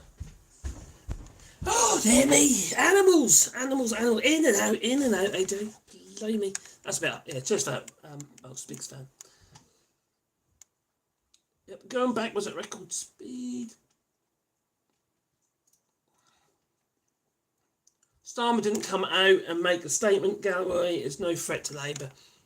No, but he'll lose that seat anyway. Come next general election, he'll lose it. In the day, there's no Labour candidate there, so I was going to have to. Well, had a Labour. Well, it's Ali, whatever his name is. Yeah. There is a Labour councillor being investigated by the police for taking down George Galloway banners. Really, in the middle of the night.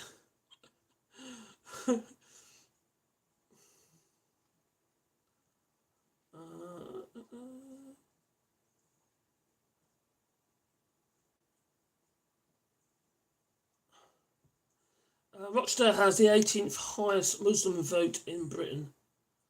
Starmer should be worried. I think that's the way that Galloway did his campaigning. And if you look, I don't know if you've seen this by Byline Times. George, there you go. There's something strange going on with George Galloway's campaign. He's been accused of coming to this town to use the concerns of Muslim voters to get himself elected. And it's something he has denied rigorously. He says this is a campaign to win the votes of everyone in the town to help fix public service issues and to clean up Rochdale. However, it seems that he's only targeting one specific religious group and using Gaza and Palestine as their main campaign material. Today, I went on the campaign trail inside George Galloway's core team, who spent the day canvassing. They told me this morning that they would be leafleting totally at random, block by block, around Rochdale. No one in particular being targeted, no residents with any affiliations. I just felt As short they went of door to Cambridge door, I Analytica noticed the involved. driver who was directing the volunteers which houses to attend, 14, 15, 25. So look, can we get, Dave, 7, 8, 11, 7, 8, 11, I'll hit 13. I'm going to follow you if that's okay. And taking them to specific streets, had a piece of paper with a printout of the electoral register. At the top of that piece of paper had a filter Muslim. So how far away is the next place? Just low. Targeted. So what is Ooh, determining, filter like, Muslim where voters. you're going at the moment? Is it just people who registered to vote different group? What's the thinking? It's just where we've canvassed before, where they may have not been in. Yeah. What's the thinking of like which communities to go to? What is the entire town? Like, do you kind of choose like kind of or like is there like any thinking behind it, or is it just basically block by block? It's normally block by block, keeps everyone at the end of the day. Every vote counts.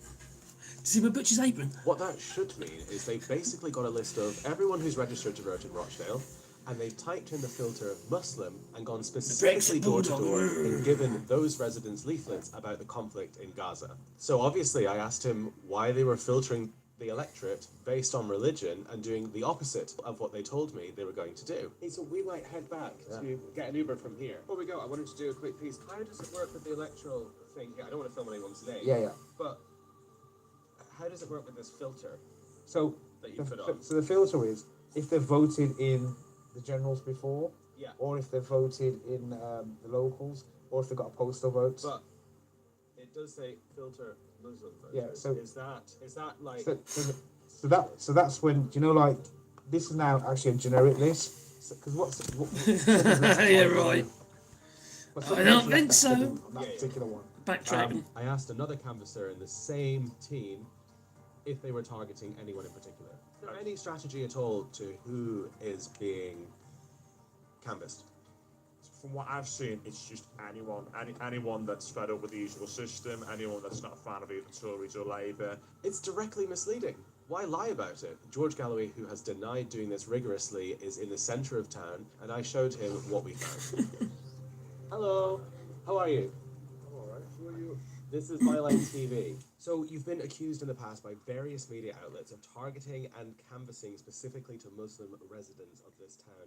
Is that true? He looks like an They angry would say man. that, wouldn't they? They're all part of the hate machine. They want to turn people in Britain against Muslims. They want to play the victim.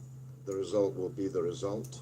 George is the Maybe these people will be crying at the result. Let's see. So the final thing, you're not specifically targeting Muslim voters. This is the whole town. I don't think any of these voters in here are Muslims. Well, this morning I was with your head of canvassing, and on the front of every sheet, the results have been filtered with the word Muslim.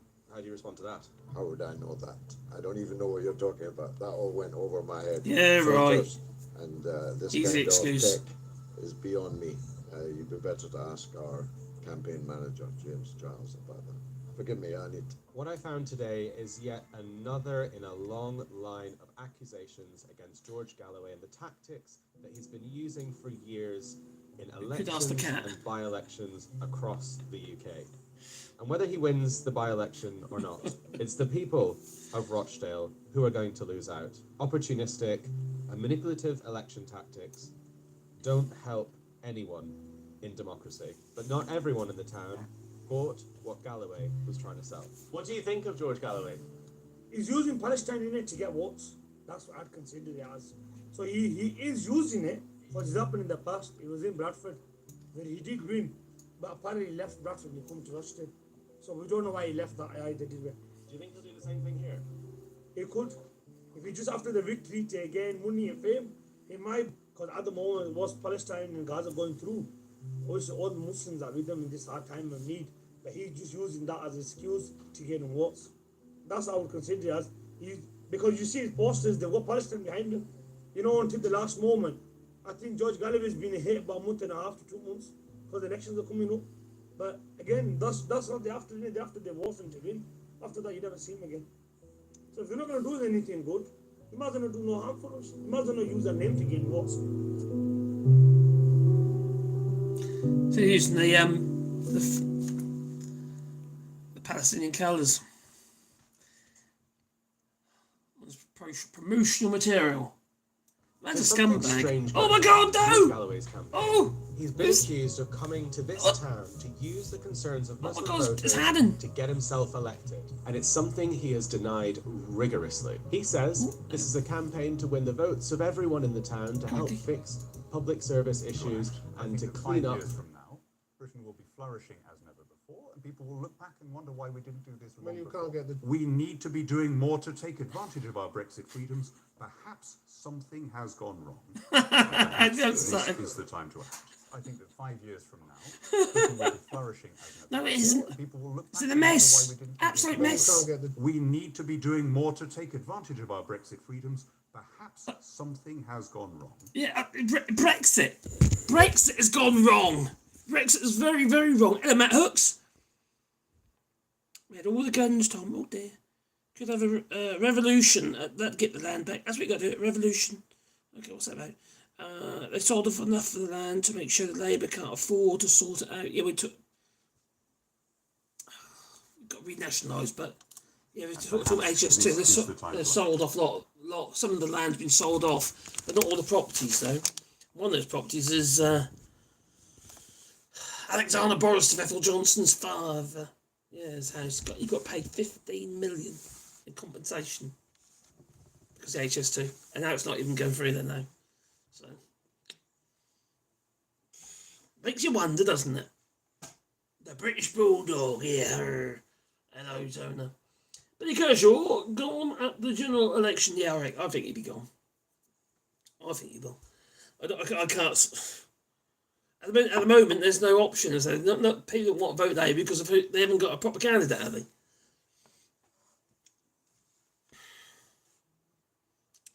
Because of a tweet or something. There is a Labour council being investigated. I only look into that. That's interesting. Typically, taking down George Galloway partners. Right, then we come. It was a Labour failure to vet candidates properly rather than a Galloway. Yeah, it's kind of what's. That might be how Labour gets in the first place. It's going to be, the next general election is because by default. I don't know if they've earned it. It's just that the Tories are so shit, And people say, okay, they're shit now. What else choices we got? Well, SNP. I don't know. Not in England. But what other options are there? Liberal Democrats, who wants to vote for Liberal Democrats after the coalition government, you know? And bedroom taxes and stuff, no one wants to vote for that. So they're getting by default. So I'm not confident unless we see something really positive happen with Labour in, and people feel a positive change in their pockets, maybe less of the erosion of the middle classes, maybe. I don't think they'll be in for long. Or people just won't vote. People won't go to the ballot.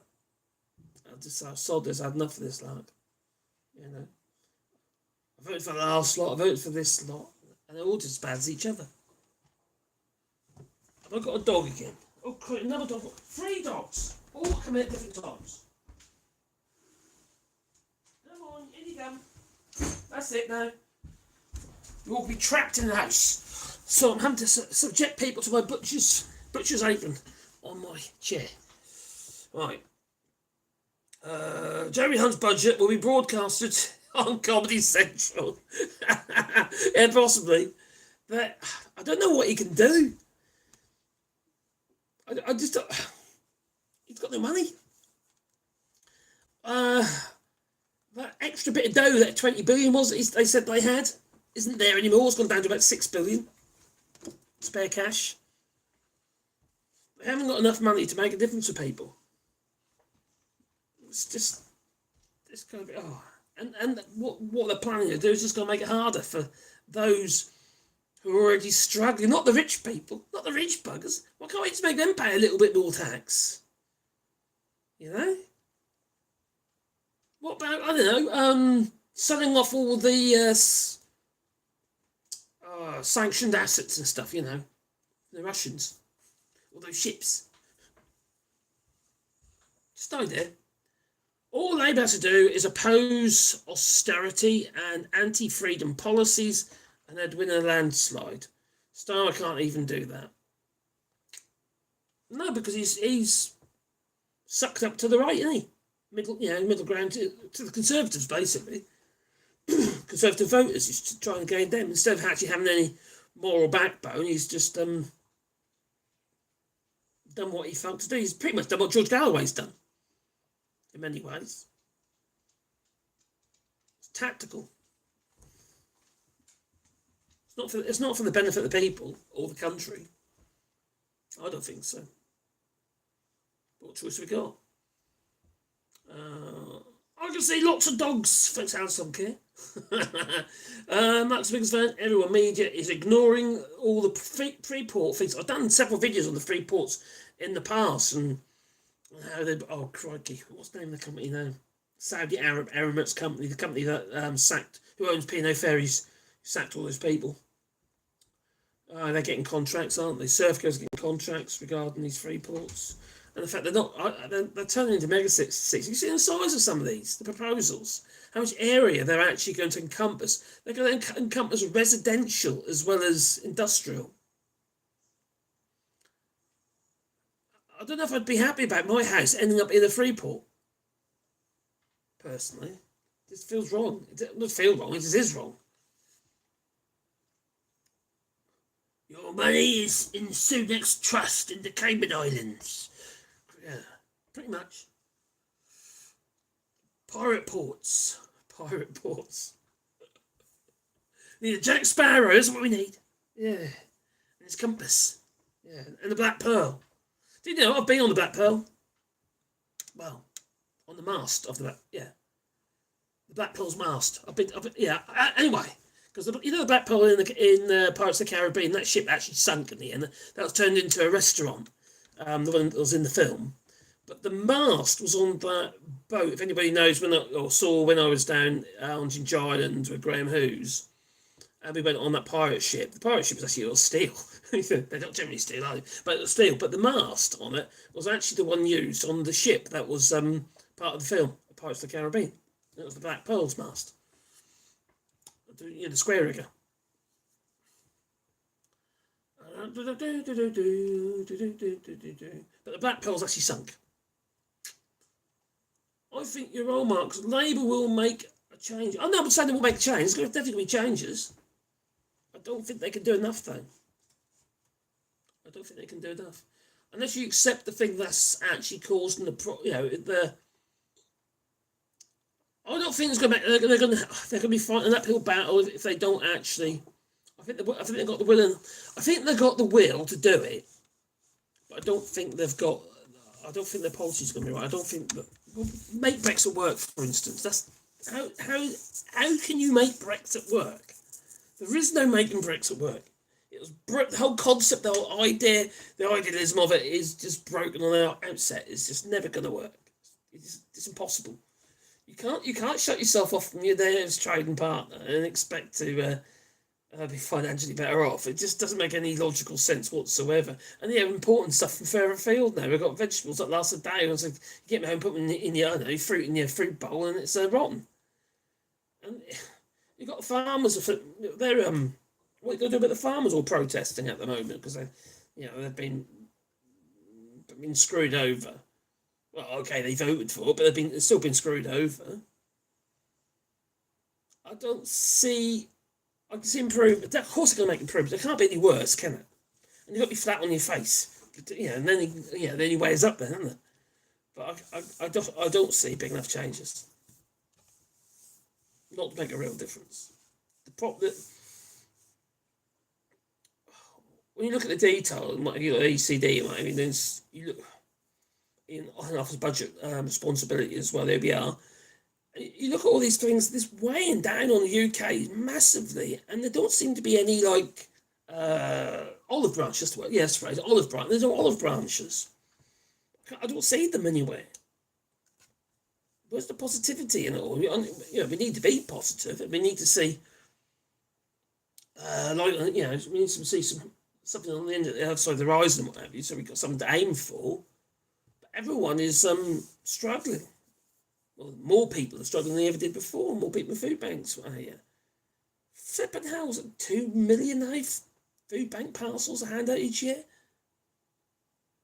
Got a million kids sleeping on the floor. It's just can't remember it being so bad. Not my lifetime anyway. Before maybe. Make a Brexit twerk. A twerk? What's a Brexit twerk? What is it? Okay. They're having backroom deals with the EU, Marcus. Come on, mate. Even businesses are wanting it. What? They're having backroom deals with the EU. Just wanting backroom deals don't mean to say they're going to materialise into anything. Unless they're saying, okay, then we're going to be in the, I don't know, in the single market or something. But can you imagine the uproar from that? Oh, I told you so. Labour's going to take us back into the EU. The right wing will rise again. And don't forget, the 2019 vote was the turn of the red wall. A lot of them people voted for Brexit. They won't be very happy. And they're the ones who will be voting. A lot of them will be the ones voting for Labour this time. The only reason they voted for Conservatives last time was because they want the Brexit. Just want the Brexit, they said. That's pretty much it, But now, they want something for the money. They want to see changes. They're not happy with these Tories. Boris, although some of them say, well, we can bring back Boris. He'll sort it for us. Yeah. I know he's a liar, but he's human. Or something like that. It's madness. I think it's madness. The EU is and has been working very hard to extirpate any and at all influence of the UK inside the EU in order to just move out of the way when the UK falls. I don't think the UK is going to fall as such. I think it's going to be in a pretty bad place. But you know what the UK is not going to fall. It'll be just all the people at the bottom are going to be struggling, be in more poverty. I don't know. I think it's frightening though.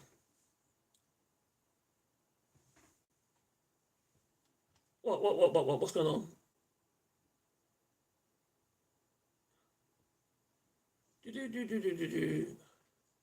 Have I missed something here? What have I missed?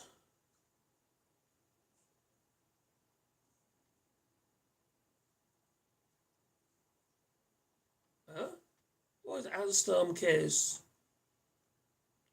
Message retracted. Oh, message retracted. What's happened? What? Robocop. Megacities. Run towns, cities we don't need. Robocop or Judge Dredd?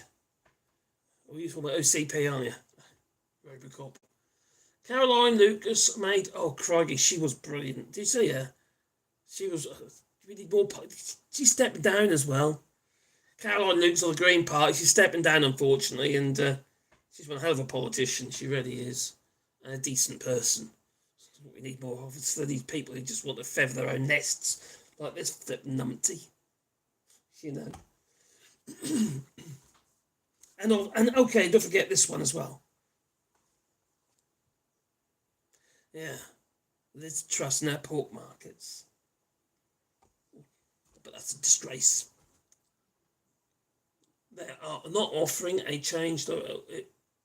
They're not offering a change, though. That is what is voted on. So I don't understand. Yeah, Caroline Nichols is brilliant. I just see that. Tonight on Navarro. Oh, Gary. What Gary Economics? I haven't seen him for ages. Is he still a thing?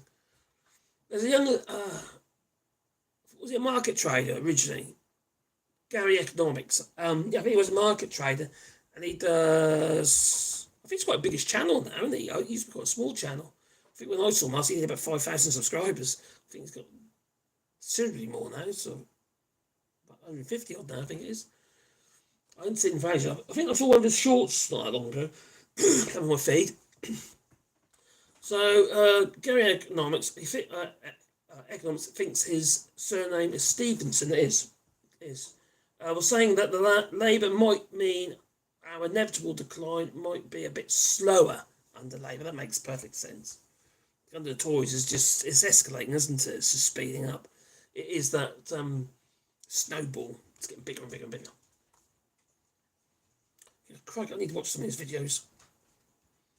If I remember rightly, he was really good. He's bit streetwise, sort of ex-trader. If I remember rightly,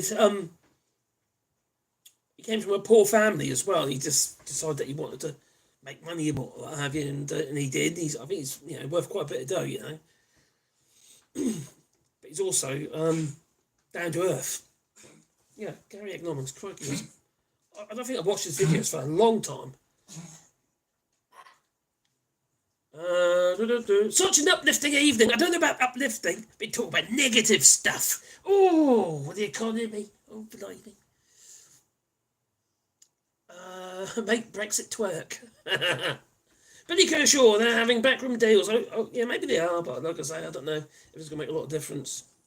EU's got rules. It's a rules-based system. They can't change the rules for the United Kingdom on the basis of what Labour wants or what we want. It just isn't going to happen.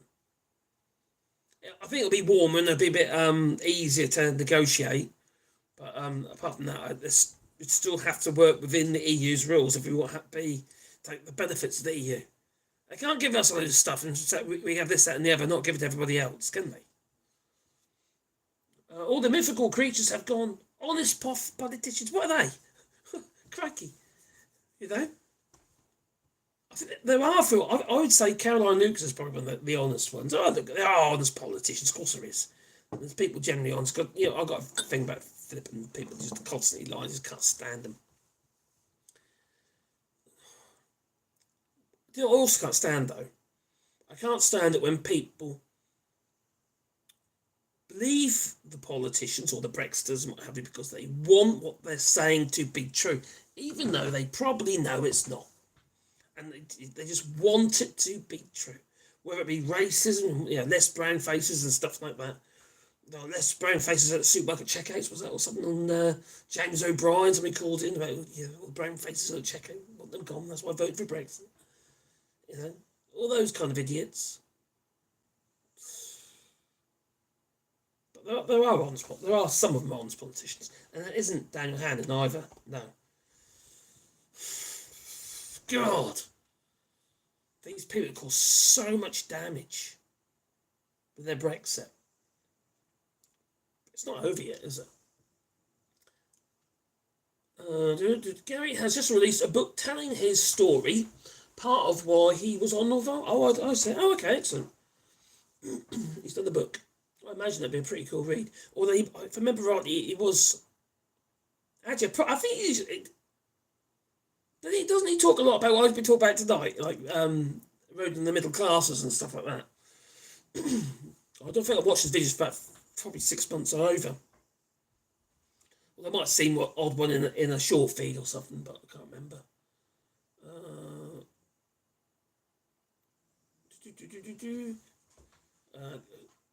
So now the cap. Liz Truss should be kicked out of Parliament for saying Joe Biden should be kicked out of the United States. I can't tell how angry I am. I think Joe Biden needs to be. I think he needs to step down and have someone put in his place because he is a little dodgy. I think it's all up there, but he is a bit dodgy and he's going to be using an attack, and that's just going to erode the Democrats. We need someone strong in there, don't they? All the American people do, I should say.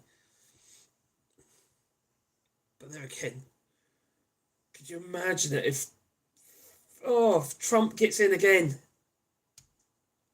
I'll tell you what he needs to do. He needs to do an IQ test before he goes in, though, to be fair. Welcome to the Brexit, sir. I'm sorry. Oh my God. That was the wrong button.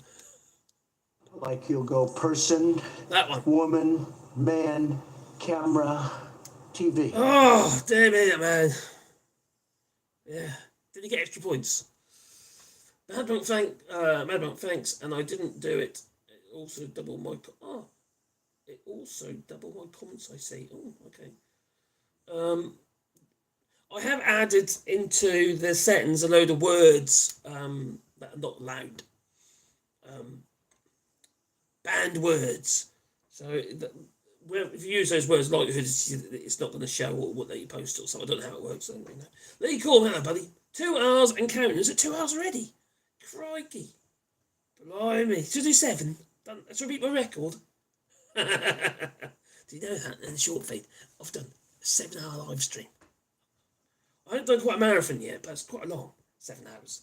Constantly talking like this. Just nuts. No one had excuse to have a beer, I think. Right. Gary talks a lot about wealth redistribution. I think I agree with wealth distribution. I don't agree with just taking. I don't agree with that. I personally, I feel that's just theft. But I agree with actually forcing them to spend it. So it re-enters the economy. Like buy stuff from ordinary people. Go to the village store and buy a load or do their shopping. You know, that's what I've got to get them to do. It's stop.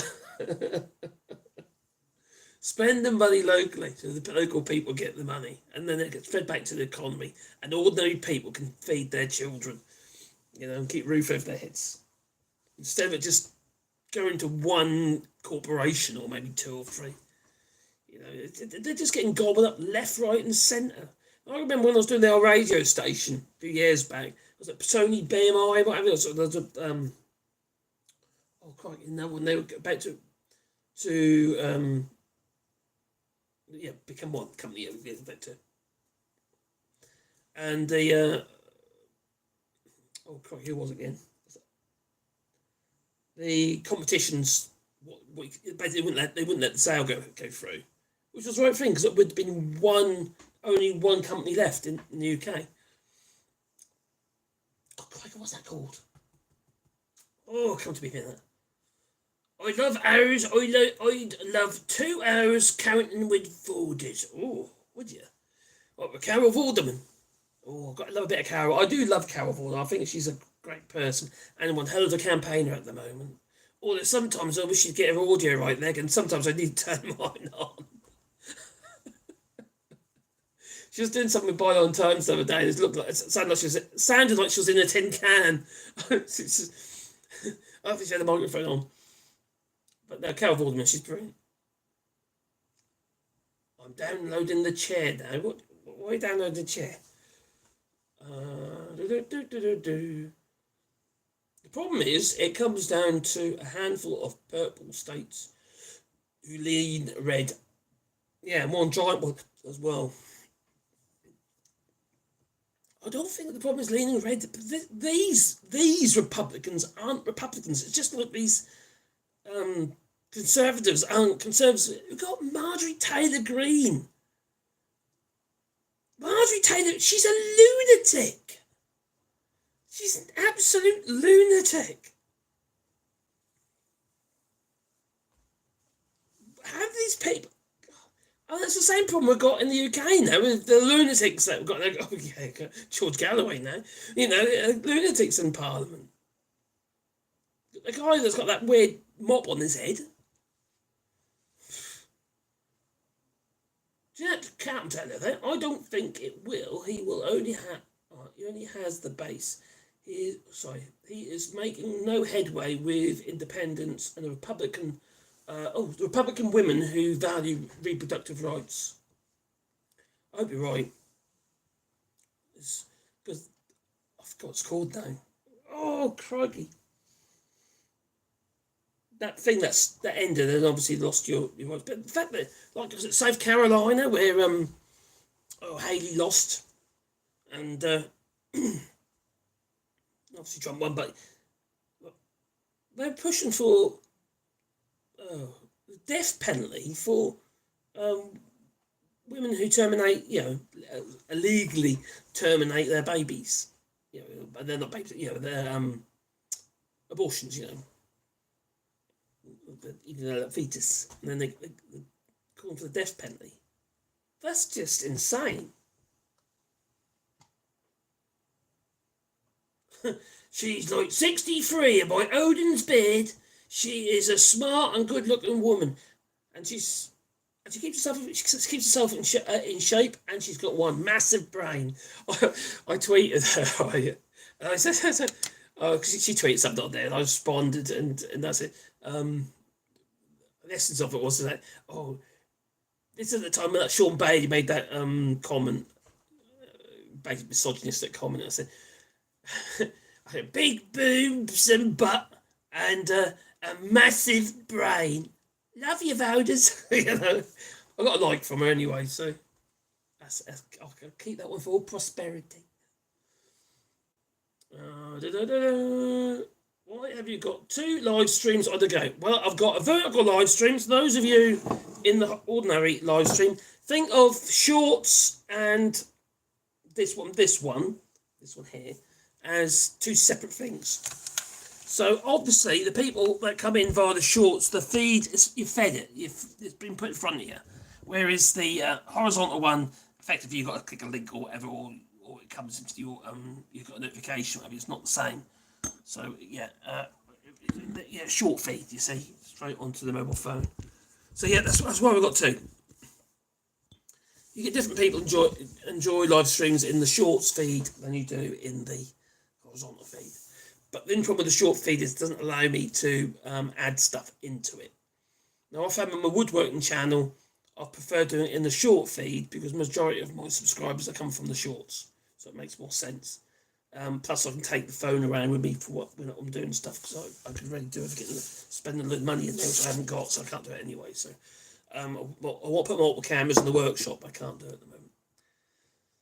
I made a bread and butter pudding twice this week. Just for austerity's sake. Bread and butter pudding's lovely. Do you know what else do? I put French stick and soup. It's just, and it's like these gooey bits of bread, like dumplings in the it's really good. Who we on about? Kenny Badnock? What? Oh crikey, not Kenny Badnock. The Trade Secretary. Good is she? She's useless. She's still trying to make it her Brexit. She did a report on Brexit. All the benefits of Brexit, how great it was. None of it rang true. People just lie, don't they? Vicky, hello Vicky Clay. Hope you're well.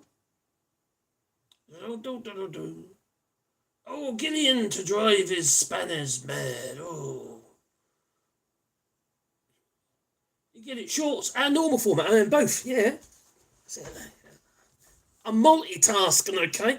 I'm looking at the old chat feed down there. We've got EU citizen here. Pedro, hello Pedro. The whole world is watching the US. I know it affects us all.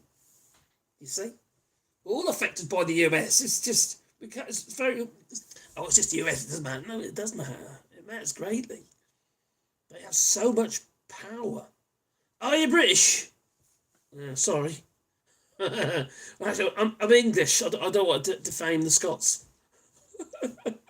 I'm Norfolk.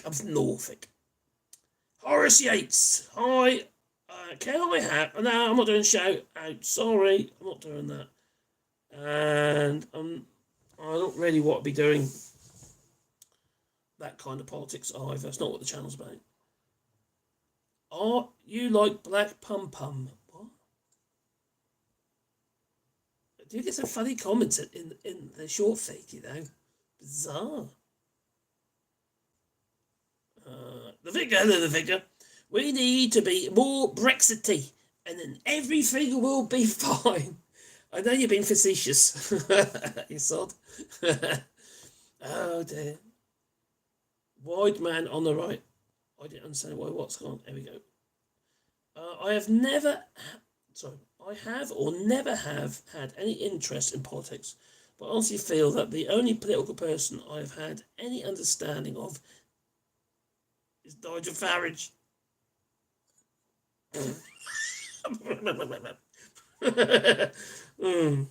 Okay.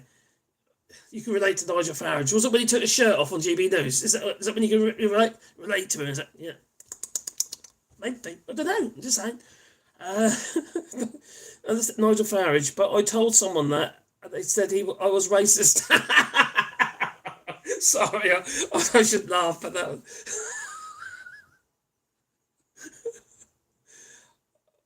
Maybe that was a little unfair, but you know. I'm just responding to someone in the short feed. I have to admit that was quite funny. Nigel Farage is not what he's a George Galloway. He's a fake. He's just a fake. He's a self-publicist. Just snake oil salesman. Do what he can to fill his own boots.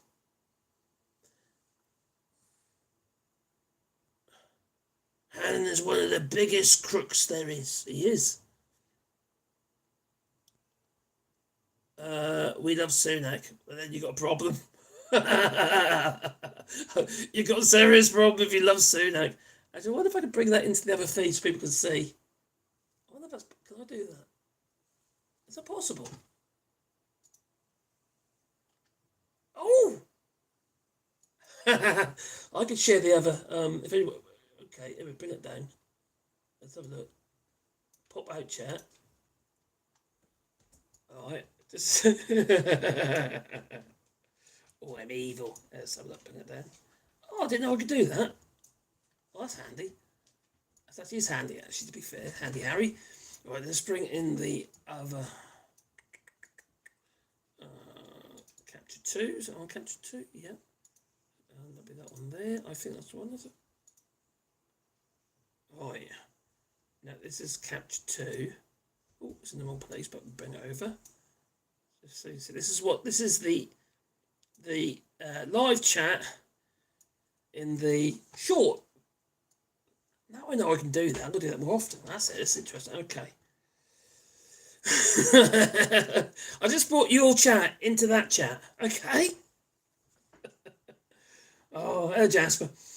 Tom Finney, do you know your nearest armaments warehouse? No, I haven't got. No, I don't. That's too far up. Let's go down here. Our World Podcast says, where are you located on this planet of ours? I'm in France at the moment. George Galloway. What? Oh, you're British. I'm Norfolk, mate. Norfolk, done that already. But this one's quite funny. This one here. Wide man on the right, obviously the right of politics. I'm sorry, I'm not trying to make it out of you. It kind of explains a lot, though. You felt you relate. There's a lot of people who feel they can relate to Nigel Farage, but Nigel Farage doesn't care about you. He doesn't. He's got no interest in you whatsoever, other than what he can get from you. And if that is political support, that is what he wants. He wants your political support. It says here, I have or never felt any interest in politics, but I honestly feel that the only political person I've had any understanding of is Nigel Farage. But I was told by someone that I was racist. Okay, maybe that was harsh. I don't know you, so that would be a bit harsh. But just don't follow Nigel Farage. He doesn't care about you. He really doesn't. He's an opportunist.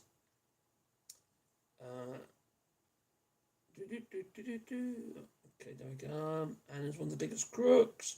The board runner should not be letting anyone see that this does. Okay, what board runner? What's a board runner?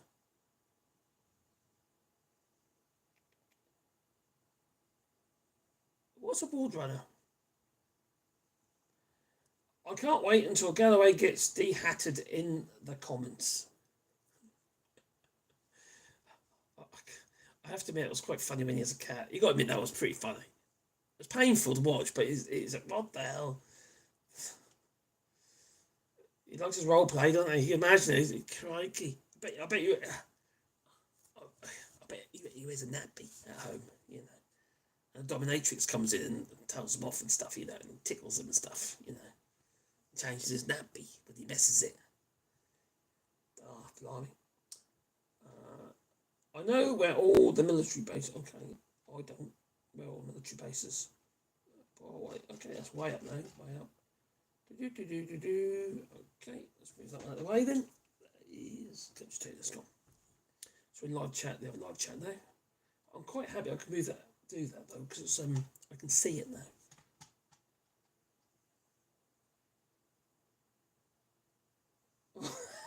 You sod!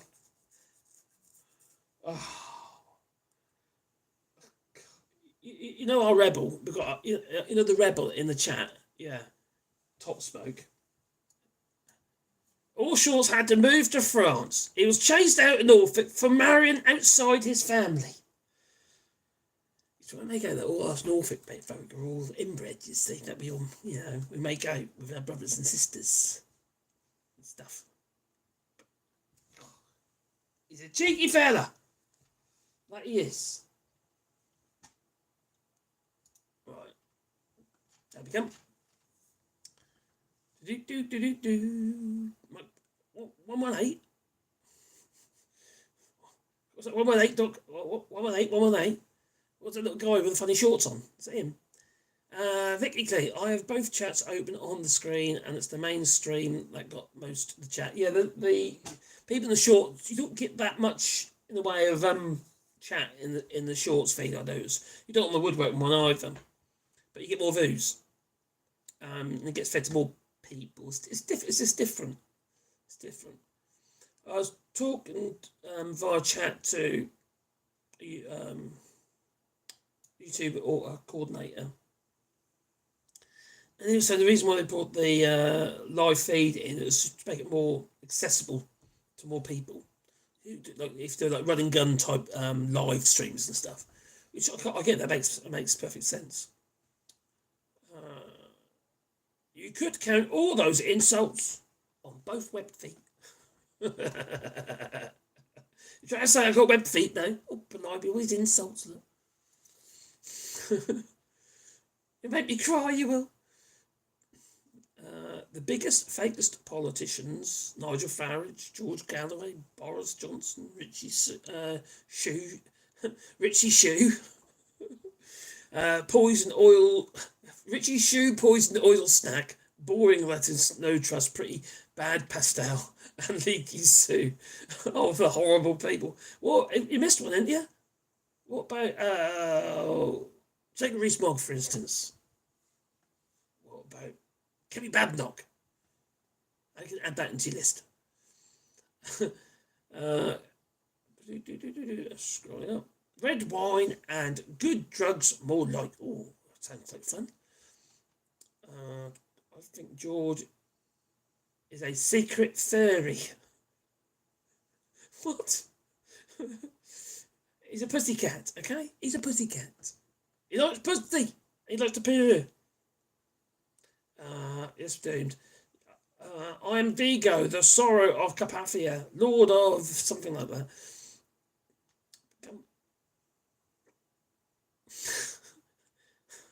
Has Ghostbusters taught you nothing? Vigo the merciless shall rise. What the hell's going on up here? Who started this? Never cross the streams. Oh god, there we go.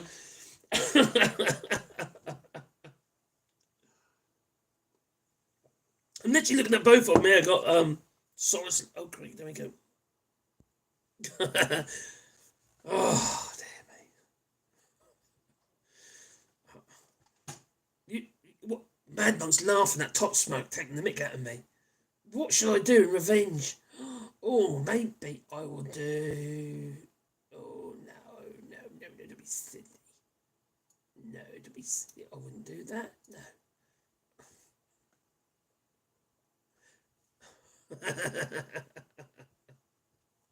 Oh dear.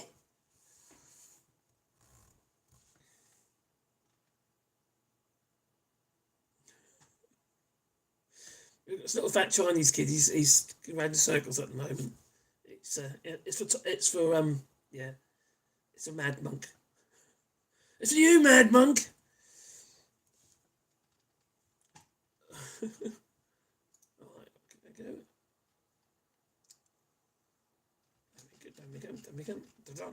go. Two main parties. I know that's that is a problem. Buddha boy, that's who he is. Ghostbusters. What's it? Asymmetric book stacking, maybe. Incest, a game for all the family. I fit in quite well there in France, with all the farmers and stuff. I'm sure they're fairly ancestral. They all look the same anyway. Where are we now?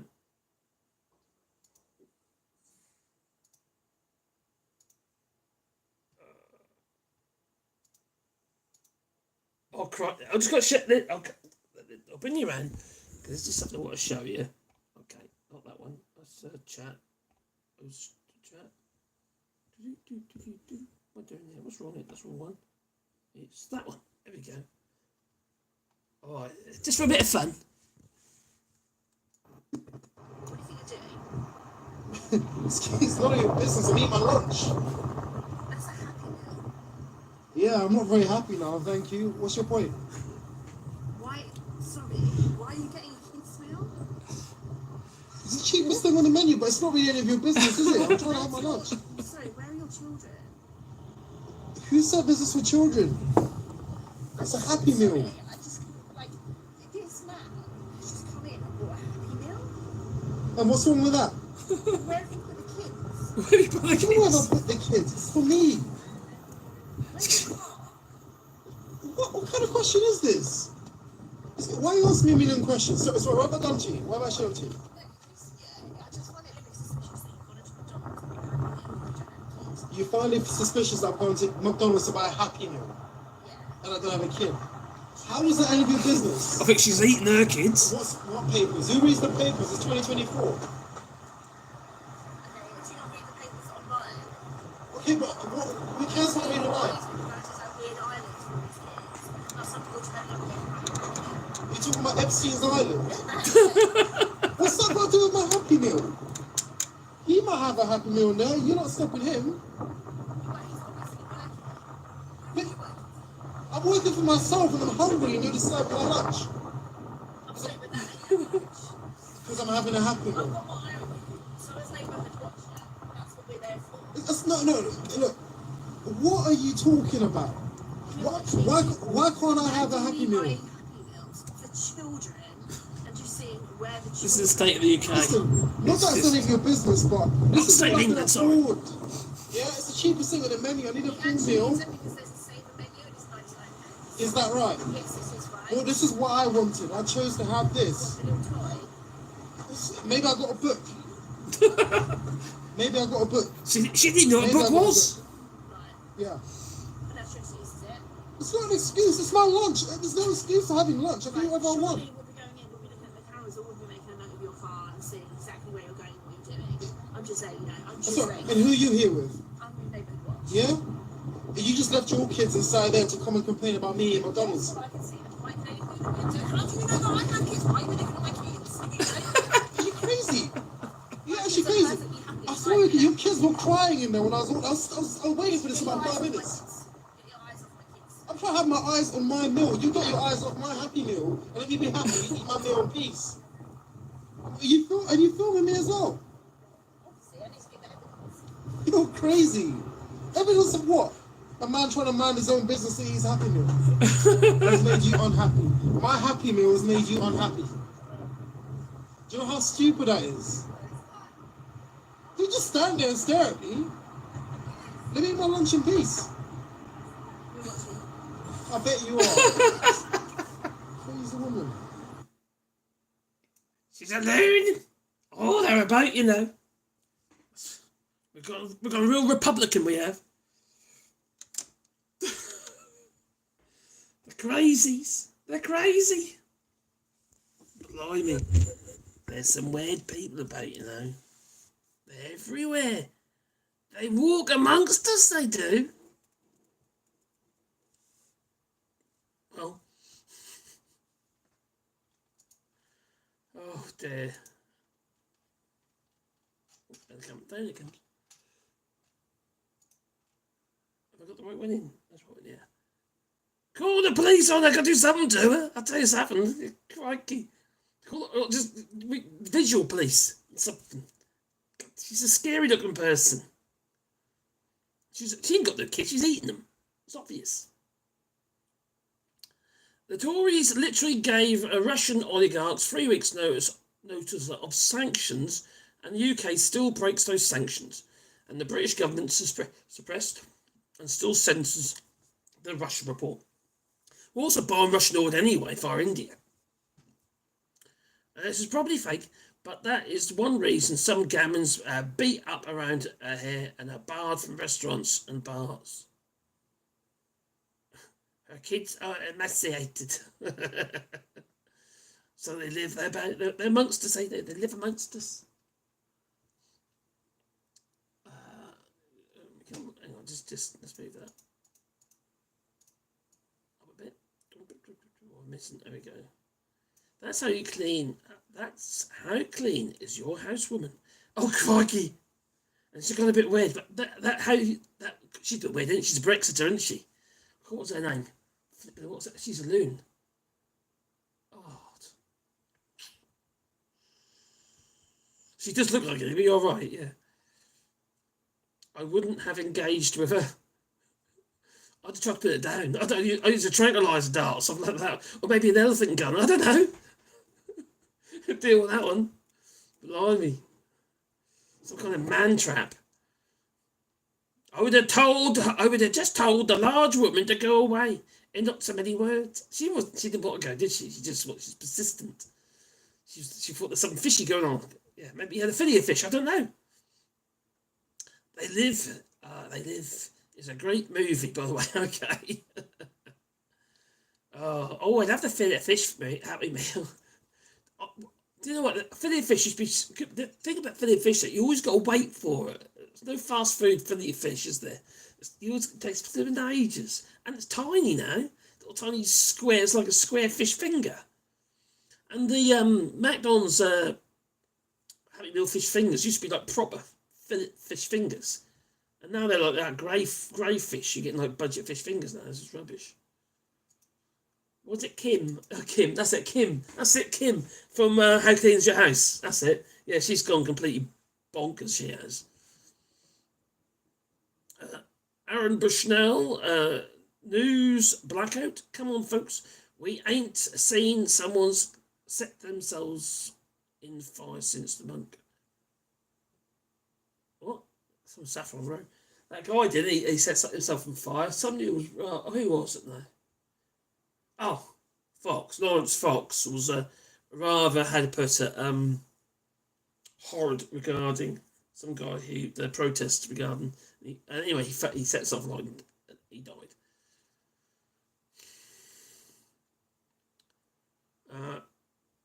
Actually, another person did the same outside the Israeli consulate in. Oh, did they? What's that like? God, news blackout there. They don't want to be public. How clean is your house by the beaches? What? Billy Kershaw, I've seen it on the news, but they don't show the footage of it. Nobody wants to see someone killing themselves. Obviously not. No. The Middle East has. Oh, the Middle East has a video. Okay. She's a happy kids meal racist stalker, says Mella.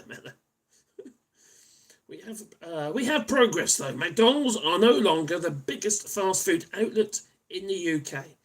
Oh dear, it's food banks. Unfortunately, that's probably true. Shocking. Reconstituted meat, it's like the washings of the floor, or I don't know, dumping the pressure washer off the bone or something stupid. I don't know, whatever it is. Very much meat. And have you seen? Last time I had I used to like a Big Mac years ago. These days, they're so skinny. They're so tight. The little patties, they're so skinny now. There's nothing to them.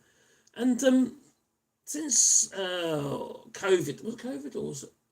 They got rid of all here in France. They got rid of the boxes used to have. I don't think it's like the UK. And some places do like plastic boxes, which you give back something. And now they're just wrapped in paper. But they look smaller. I'm sure they're smaller. But, you know,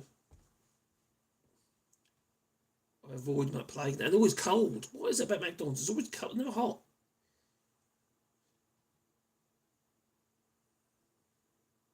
Does she follow Andrew around if he buys a Happy Meal?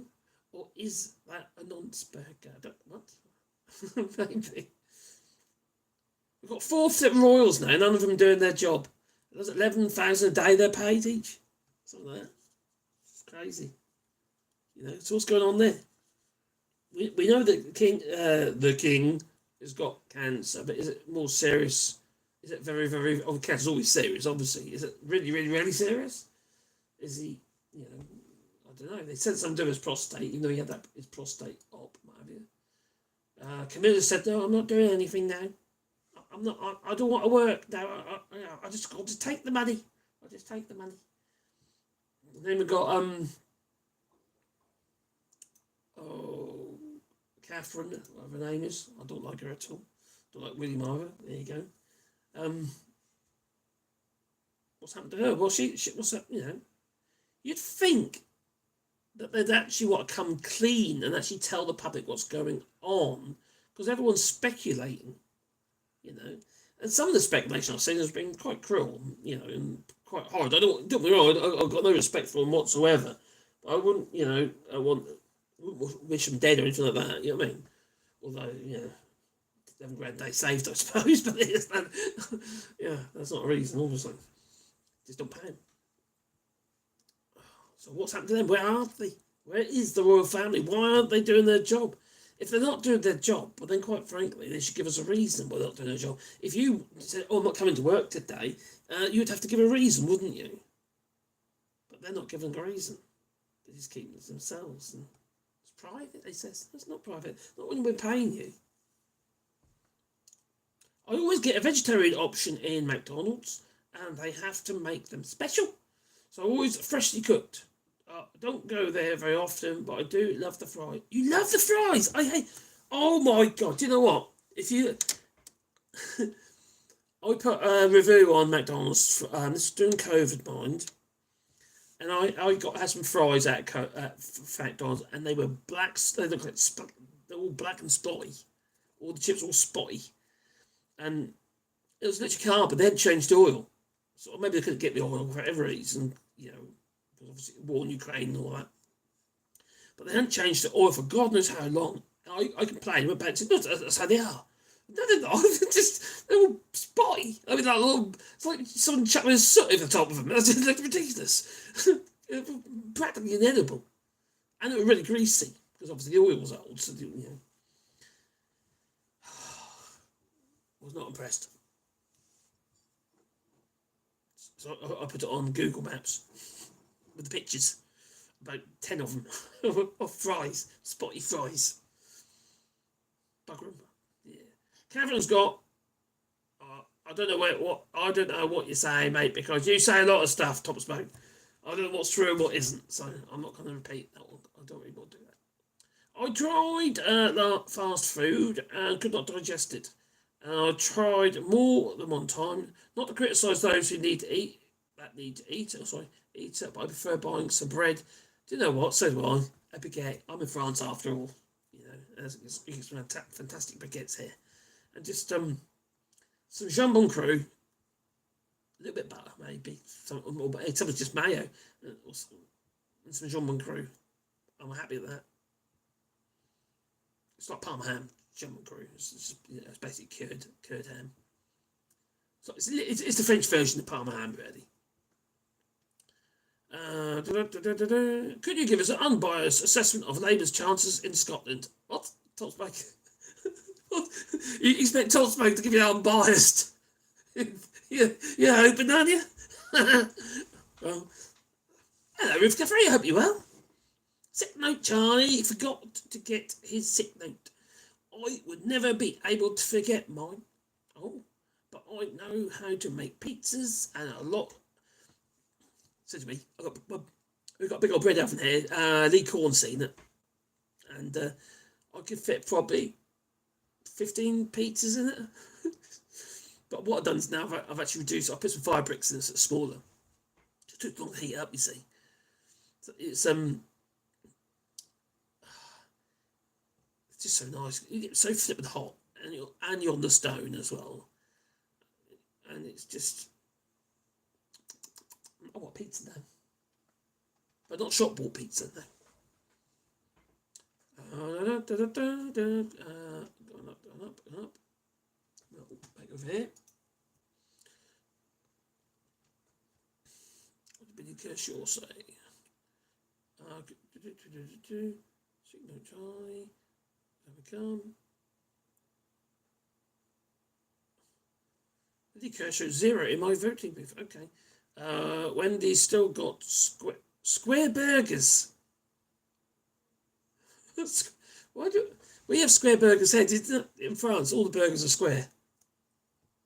They're like an oblong shape. I'm sure Lee Corn can confirm that.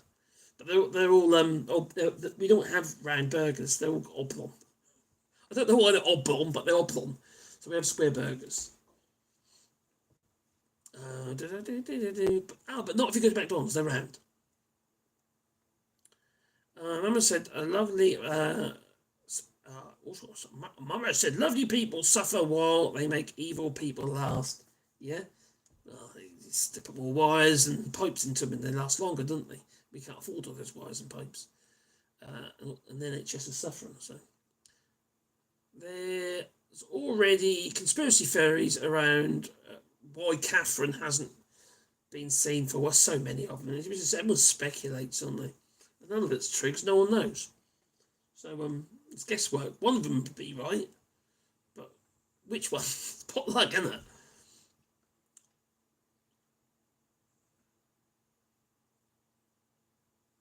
I back you up in the Professor Tim Wilson's comment today. Oh, Professor Wilson, he voted Brexit. He did. Oh, damn it. He's a bit of a character, that one.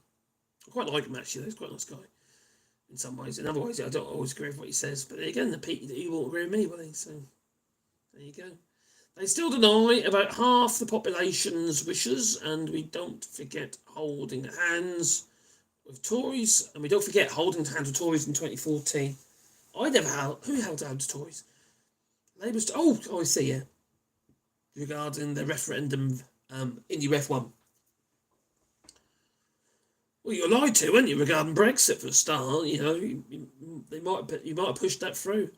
I would never have said this before, but in Scotland, you know, I want Scotland to get its independence. Sorry, it upsets you, but I do, because they've been shat on, and it's got me to realise, understand that it's not my Scotland. You know, just like I live here in France, this is not my France. I'm very fortunate I live here, but it's not my. I'm not French. You see, not yet. One day, baby. I always loved Arby's Arby's. What's Arby's? Is that another burger place? We used to have. Oh, crikey, it's called again. There's a burger place in Norwich. It's not there anymore. And it was run out of a caravan. It's like a 50-star, burger joint. And they used to put the burgers in foil, and they did with horseradish. That thing was to die for. I'm sure beef don't taste the same anymore. Is it me, or is it just a bit bland? Marcus, they sound like Lauren's sausage patties. And now I'm getting hungry for them, says Alistair. Damn.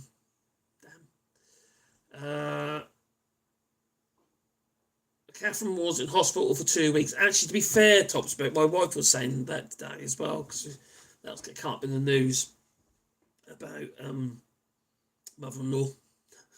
Catherine's mother-in-law, that is. Camilla. And Caroline was saying that Caroline's had an operation. It's got to be fed some fed series for 2 weeks. But there again, they just kept them long about, I don't know.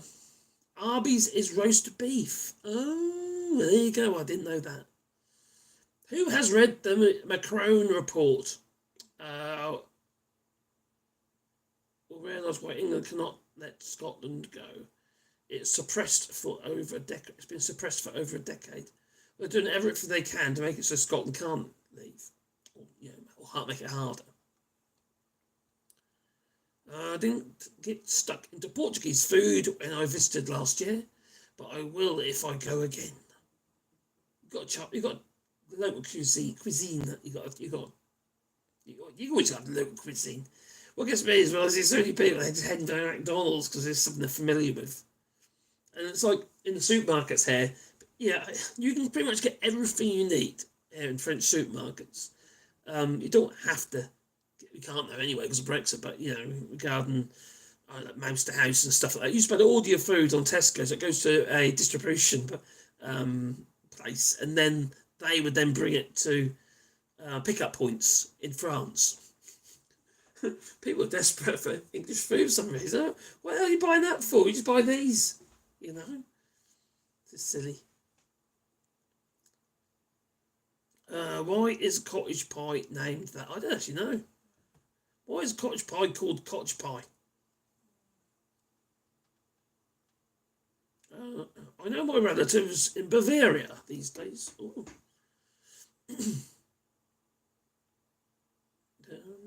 Germany. Her sausage is taken so seriously. The name of the farm that they come from is on menus at a lot of places. That'd be pretty cool, actually, to have more information regarding the exact origin of the meat that you're eating. It says it might frighten you, actually. It might be from, I don't know, African swine flu pork. Could everyone give a big shout out to who's Zebediah Thomas? Oh, what? I didn't know that, seriously. One of the subscribers to the channel, and I do speak to him quite a bit actually, who's Zebediah Thomas, has had a stroke. More than a week ago. Oh, crap, I didn't know. I'll send him a message. Blimey. You never know, do you, what's around the corner? You really don't.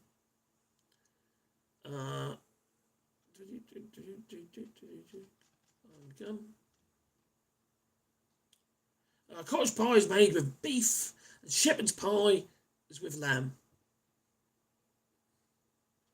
Well, there you go. Lamb's so expensive, though, isn't it? Crikey, poor little lambs.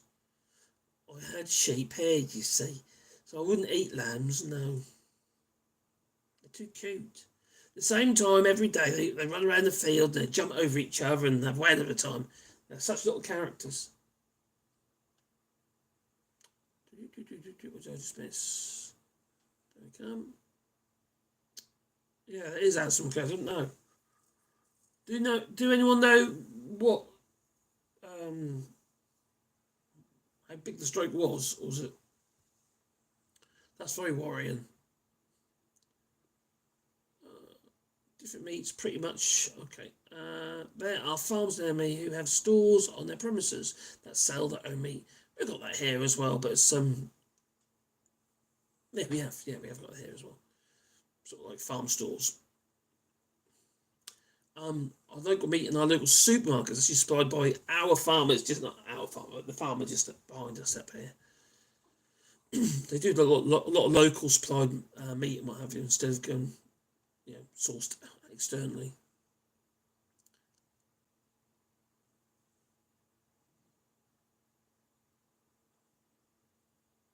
What? In the independent Scotland, all meat shall be labelled Q, and there will be no funny about it. Will it be labelled not for the UK? Oh, yeah, well, much of the UK, but not for England.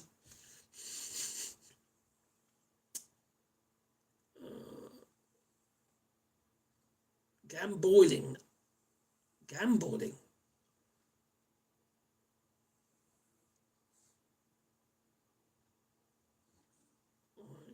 If anyone is in touch with who, please send me as well. Yeah, I'll send. Is he? Do you know if anyone knows if he's in Discord? I know he's in Discord, but do you know if he's replying in Discord? I will have a look a bit late after this. Crikey, I didn't know. I don't normally do much in Discord, so I do speak to him. I've in the past speak to him in there. I'll send him a message via his YouTube channel actually.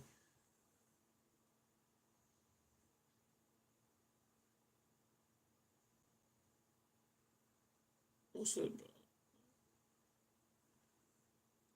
I'm a builder in Scotland, and when we get offered a cuppa, the client always asks, 2 and a coup. What? What is coup? As in COO. Gambolling is, I think, the term used for the lambs jump. Ah, okay. All around and over each other. Oh, that's what they call it. Well, that's usually about when the sun starts going down. That's when they used to do it. And big old Ruby, which was a massive sheep that we had, a big old Suffolk, and she was these little Westons or having in this Suffolk. They just look really bizarre, sort of jumping over each other. She'll break their backs. Little characters they were. We had goats as well. Pygmy goats.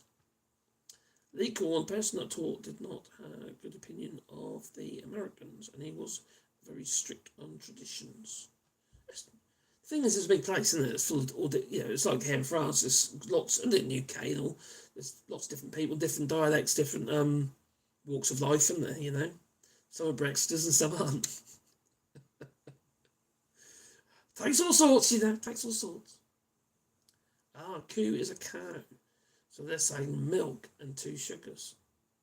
I see. Thanks for that. I didn't learn, don't you?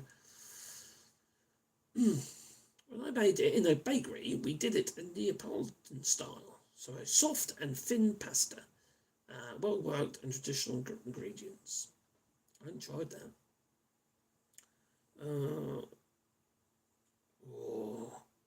Homemade pizza. Homemade pizza is fantastic. Way better. I like thin crust pizza. I don't like that thick crust pizza. It's too much bread.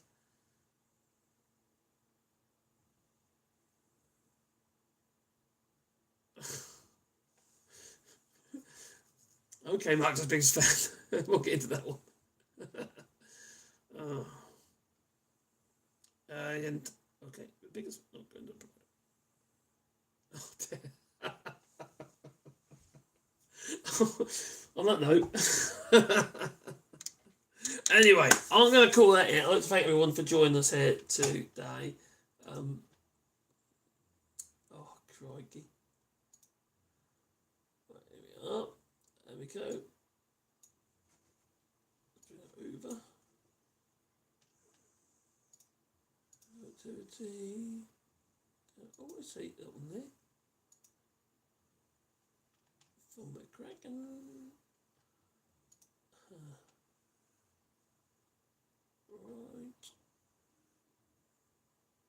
Right, okay.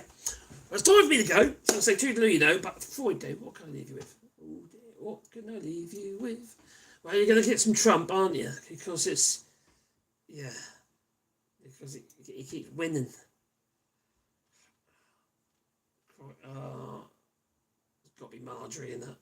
It's got to be Marjorie. Okay, I'll turn around actually. There you go. Let's bring back onto Marjorie. Let's have some Marjorie. Oh, actually, what? Not going to see it. Hang on. President Trump is joining some of the most incredible people in history being arrested today. Nelson Mandela was arrested, served time in prison. Jesus was arrested and murdered by the Roman government. There have been many people throughout history that have been arrested and persecuted by radical, corrupt governments. And it's beginning today in New York City. And I just can't believe it's happening, but I'll always support him. He's done nothing wrong. Talking to myself. Recent polls have shown a fifth of Americans can't locate the U.S. on a world map. Why do you think this is?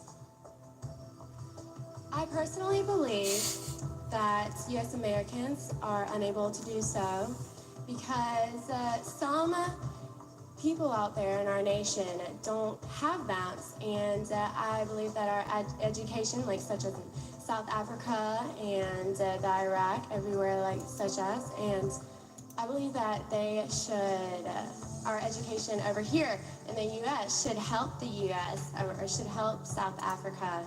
It should help the Iraq and the Asian countries, so we will be able to build up our future for our children. Thank you very much, South Carolina.